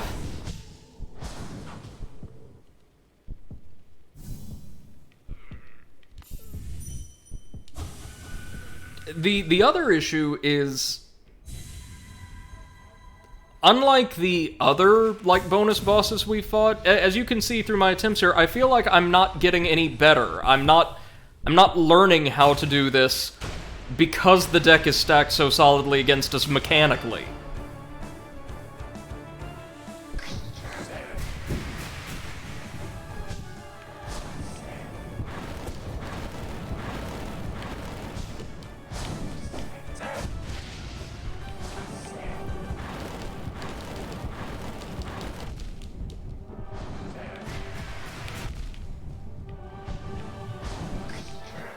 Like there! A lot of his attacks also have, Jesus Christ. Lots of his attacks also have little adjustments, made to them from the default version, just to increase the likelihood that if you evade them, they'll still hit you. Like, the standard approach for dodging that uppercut, for me at least, is to dodge over him. But now he's programmed to step backwards sometimes if we attempt to do that, so we'll take contact damage from him, which inexplicably is also 2 masks. And those gouts of flame, they leave a persistent hitbox on the floor for just a second after they fire off, so that, you know, if you dodge one to get attacks on him in midair, you'll fall down and take 2 masks worth of damage. So there is no way to play this fight defensively, and there's no way to safely damage him. Not a single way. This is why I also don't like those last couple of rounds in the Trial of Fools.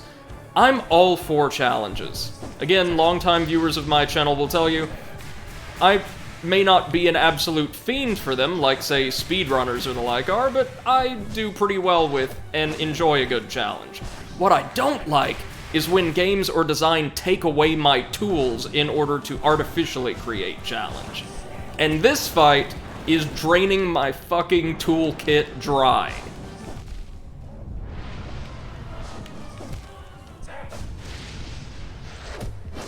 Oh, I hate this.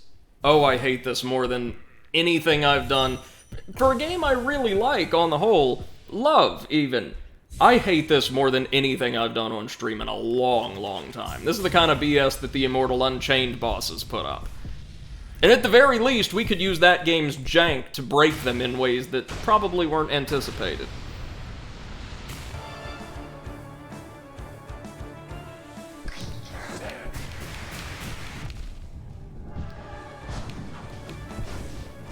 Oh, and I'll have you know, just no way in hell are we seeing it during this playthrough, but just for your information, this is not the hardest version of this boss.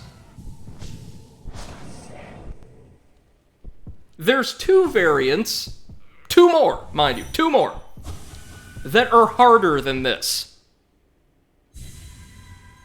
And yes, to my knowledge, aside from speed, they are harder in every single appreciable way. They hit harder, they have more health. I think one of them might have more attacks. It's a mess. It's an absolute mess.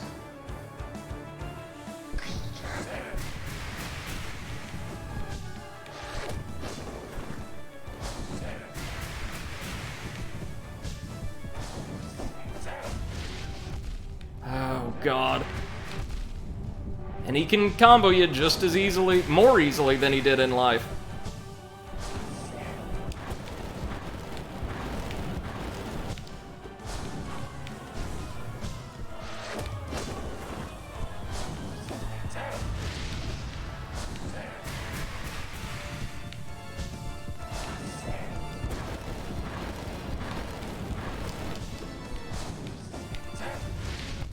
Oh, yep. God, I hate this. And again, I don't feel like I'm getting any better, because the game isn't giving me those opportunities, you know?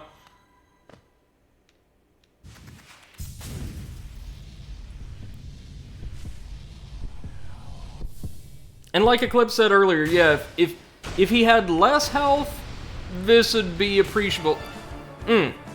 If there were some trade-offs made for the boss's increased speed and power, that'd be one thing. But no, it's been made more demanding in every single way. And keep in mind, these are the only two bosses, or I should say, this is the only boss in the Grim Troop DLC. This thing, twice.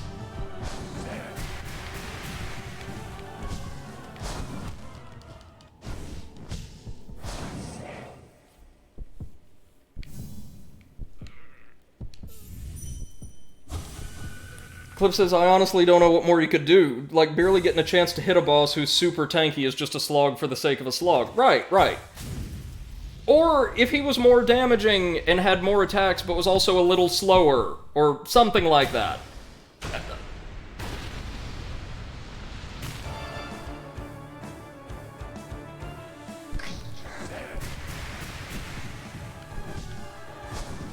Oh, also, it wasn't really a thing earlier. His little projectiles now, it's very, very weak. But they do have a homing property, because why wouldn't they, right?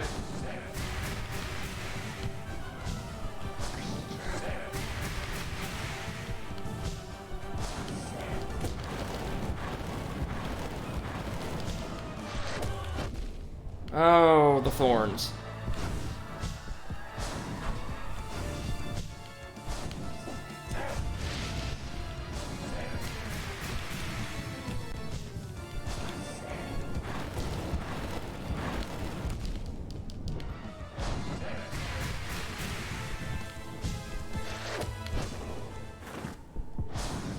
Dre says I try to stay on the ground more so I don't get stuck in the air. that might be useful. I really don't know.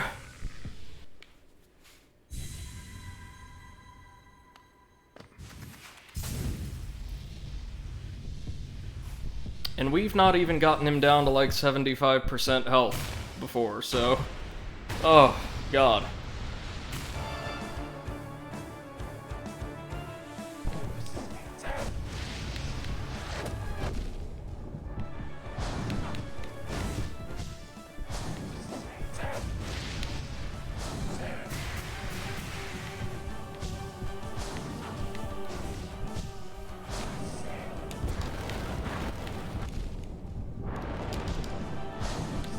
Landed all of one hit. 49 more. Never mind.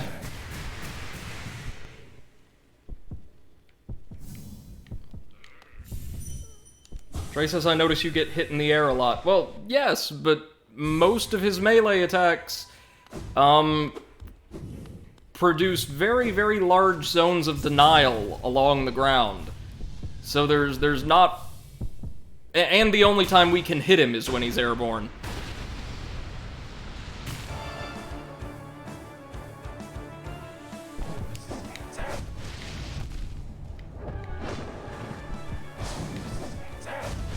Oh.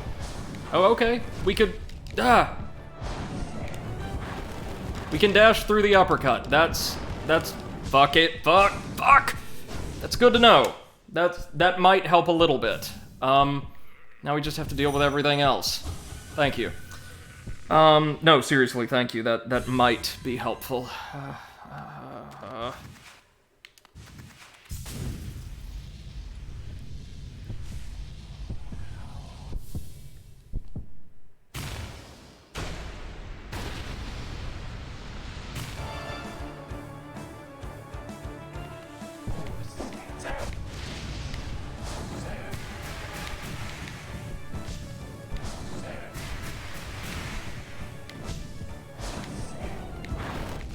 Ah, there we go.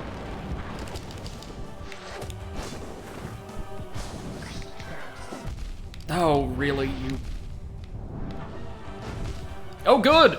Good! 3-hit combo. Nice.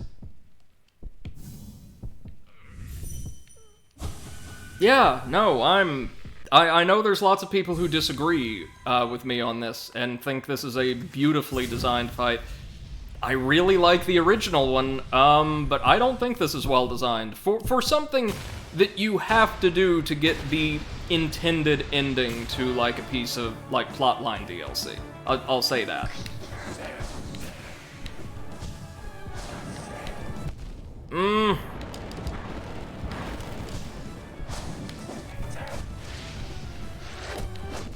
Ah, shit!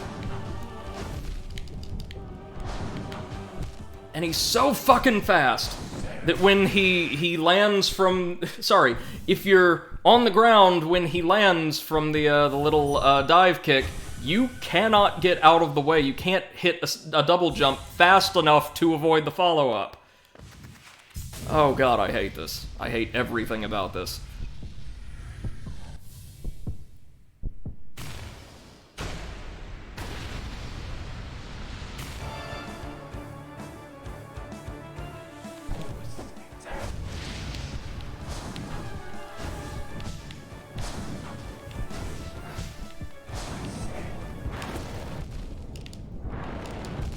Oh, fuck it.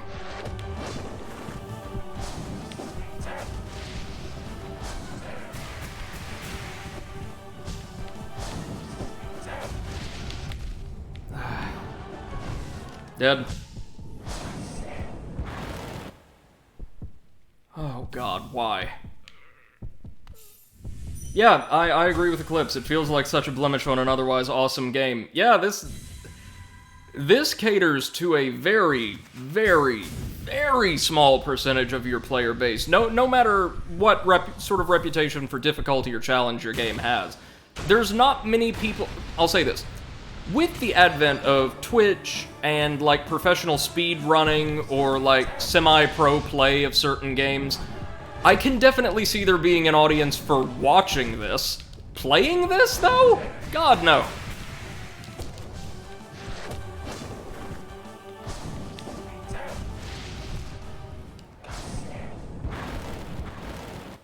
Flip says, I don't know if this will help, but sometimes I do runs where I just observe. Take off the pressure of trying to attack and focus on observation. I've tried that. The issue here, oddly enough, like with many of Hollow Knight's bosses, isn't actually learning what they can do or how best to avoid it. He's only got a handful of moves, and there's like one solid strategy for each of them. But it's just execution. He's that fast.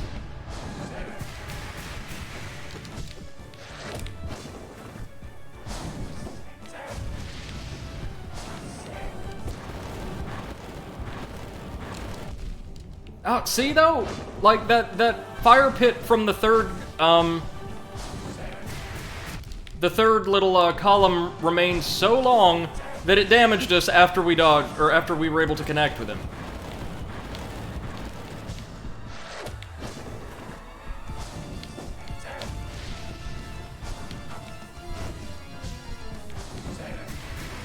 Ah!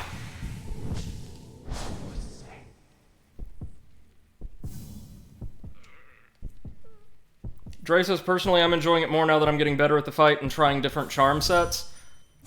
I'm sure. No worries. And I'm probably going to cut the stream after a couple more attempts, because we have been going 3.5 hours. Tomorrow, I believe Seth will be live with more Dark Souls 2, so I'll be joining her for that. But probably Wednesday, we'll be back to clean up the last of the base game content, including the final boss, which I'm really looking forward to. The final boss of the base game, not this fucking thing.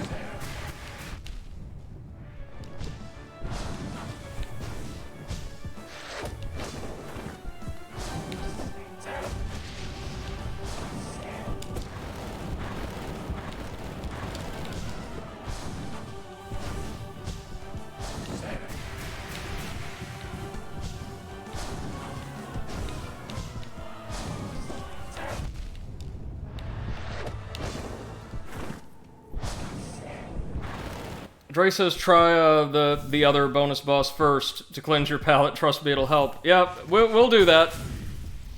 It's also a super boss though, and kind of difficult as far as I'm aware. So we'll see how we do. I will say this. As infuriating as some, like, super bosses from the Dark Souls series can be, right?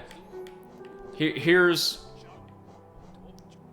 what is really at the heart of my problem with this fight. Eclipse mentioned this earlier. The most daunting challenges that most Souls-likes, really well-crafted ones, present to you have some kind of obvious opening, some kind of window, some trait of the opponent that you can exploit, and in fact are intended to exploit, in order to facilitate a fairly expeditious victory. Consider one of the most notorious fights in Dark Souls 1, Artorias of the Abyss, from the eponymous character from the first game's DLC. He is, by default, a fairly powerful greatsword-wielding opponent who is very, very agile. And he's able to buff himself quite easily throughout the fight to deal even more damage and become faster yet, becoming borderline impenetrable in his defense through this really vicious wall of offense. But here's the trade-off. Artorias doesn't have many attacks, so you can learn them quickly. He doesn't have a ton of health for a late-game opponent, and most of all, if you're able to identify when he's not buffed, which, given the visual presentation of his buff, it's like a very, very faint aura. It's very difficult to identify without first-hand knowledge, previous knowledge of what's going on. He actually goes down really, really easily, and against a lot of mid to late game characters, probably would just barely outstrip you in a damage race. That's without the buff that his AI is coded to spend as much time with as it possibly can. So as long as you focus on evasion and survival for maybe 75% of a successful attempt, that other 25 you can spend relatively recklessly wailing on the boss, and make what would otherwise be a really difficult encounter one that's manageable, with the proper foresight and observation. The issue I have with fights like this, and maybe a couple we encountered in Immortal Unchained as well, is it doesn't have any weaknesses, like Eclipse mentioned earlier. If it had a smaller health pool, it doesn't. If it didn't deal as much damage, well, it does. If it wasn't so fast, it is. If we had an opportunity to heal, we don't. If the boss had greater intervals between attacks while executing them as quickly so we could deal damage, it doesn't. The challenge has been designed in such a way that it's impenetrable save by extremely perfect gameplay. There's not much strategy to it, you just have to do one predetermined thing really well. And for my money, I don't like challenges like that. Just my opinion, I'll get off my soapbox, but there we go. Eclipse says, like, I don't even think I'd enjoy this. Right, and yeah, Artorias is a fun fight for just such a reason. The Four Kings are another example of a fight that by design is really, really hard. But with the proper build, and a build that you can cobble together pretty quickly no matter where you're at in the game, is eminently manageable. Right, so it's time to fight one of the third DLC's bosses. And I'm sure you can imagine how this goes. We're going to have to go into Bretta's mind.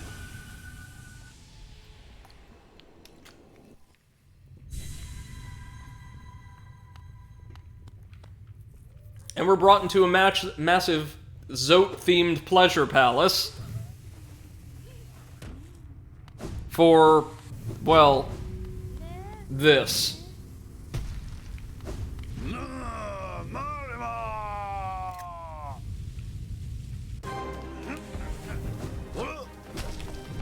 Now, as a combatant, Zote is absolutely no more competent than he was when we fought him, but he's, enjoyed a really considerable amount of buffing thanks to Bretta's belief in him. And also because this is a dream version of this complete idiot. Oh, and he also spawns his own little minions, Zotelings.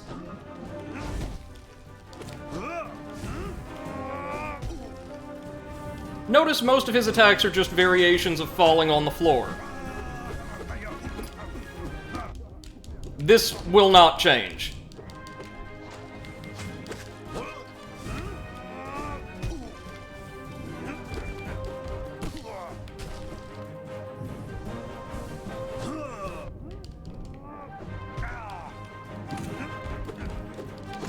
And hey, at least unlike Grim, he can be stunned, and has openings between attacks, but this is also the easiest possible version of this fight. If we want to totally complete this quest line, we've got to defeat Grey Prince Zote something like 10 times. And just for the record, no, I'm not doing that. Not on stream, anyway.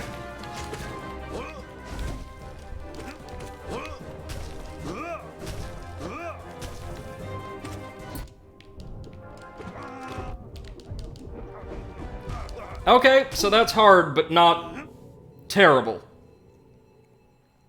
Yeah, okay, we can handle that. How much health does he have? For my beautiful, beautiful number-loving head. Grey Prince Zote, okay. Okay. He does not have as much as Grim. Nightmare King Grim, I should say.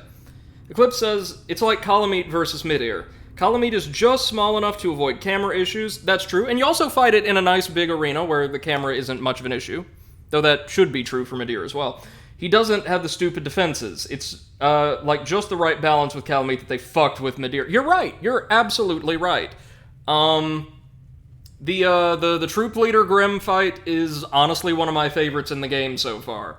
The Nightmare King version can go straight to hell, though.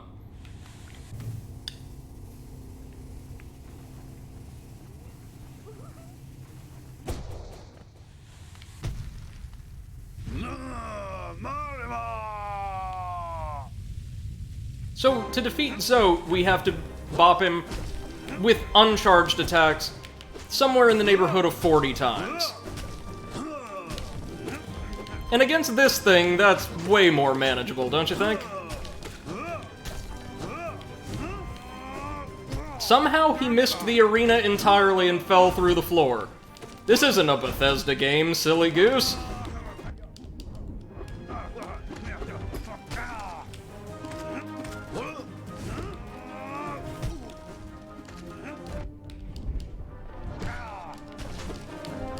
Time to heal, heal, heal. Oh! He actually let us that time.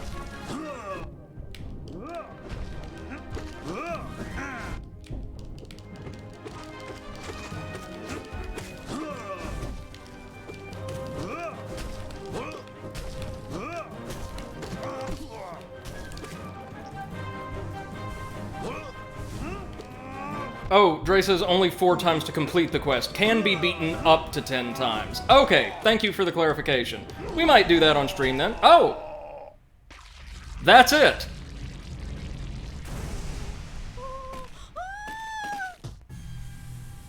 And technically we defeat her as well.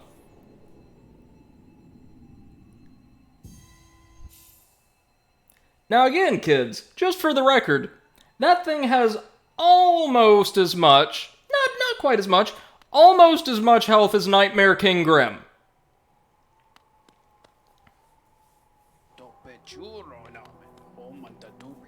Look, notice that she's getting looking a little less enamored with him.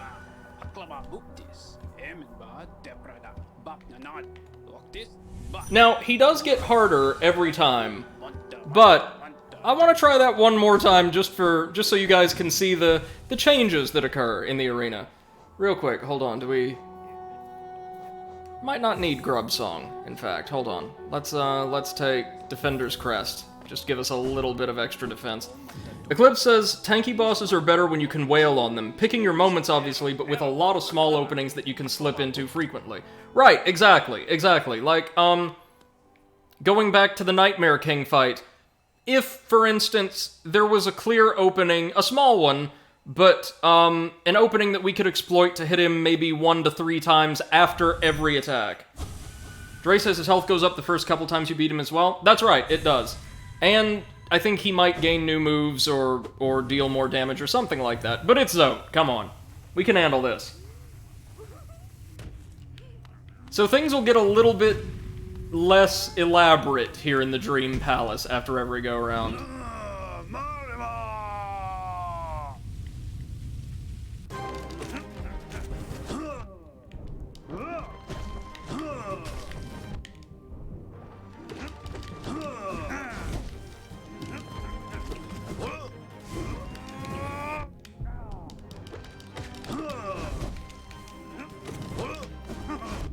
Oh, he actually chased us down that time. Kind of impressive, really. For Zote, anyway. There we go, now we can heal. Thank you, Eclipse, I appreciate it, and appreciate the nailed it, of course.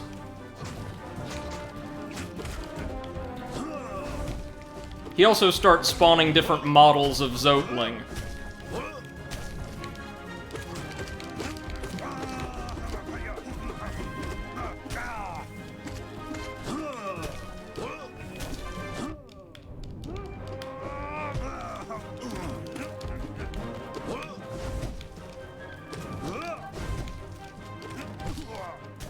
Heal, heal, heal. Oh god, he does lead us. It's kind of impressive, really. And down he goes.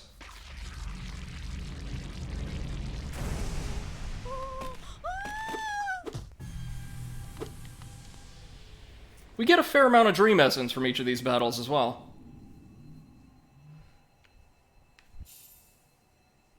Or at least the first one. Cliff says, nailed it. Thank you, thank you. Look, she is already considerably less pleased with him. In fact, tell you what, to just ring this sucker out, let's go ahead and see if we can't try, emphasis try, to do this all 4 times. Is it 4 times? Let me double check.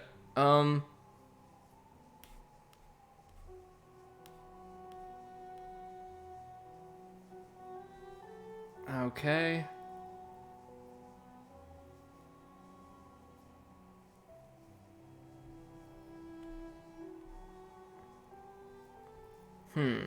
Hold on. Just doing a little reading.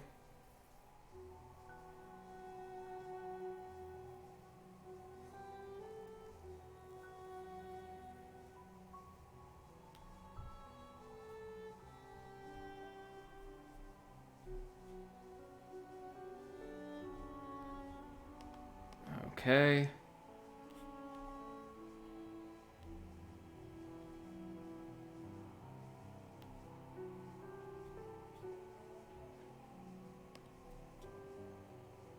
Dre says her dream nail dialogue is different now as well. I would imagine so.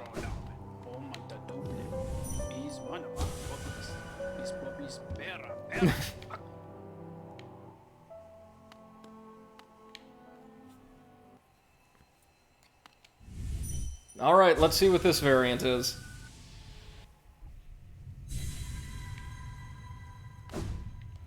Yeah, for a bonus boss, or 4 bonus bosses, this and the Hive Knight seem perfectly well designed to me.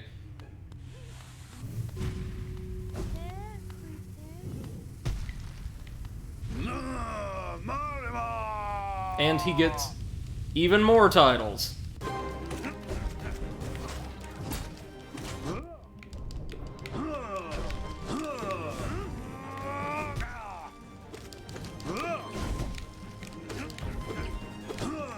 I do appreciate, though, that comedic though it is, we get an actual boss battle against Zote, like a real one.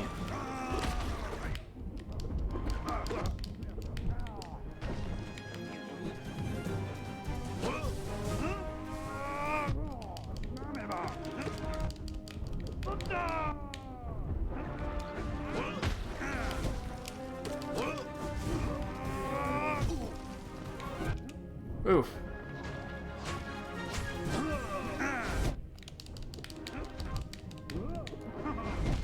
Oh! That was close.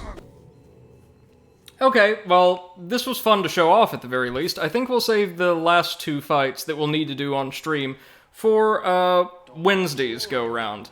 But until then, I want to thank you guys so much for hanging out with us this evening. It's been a real pleasure showing off, really, most of the first 3 DLCs. We still have a dream fight against Dung Defender, but we can do that at a later date.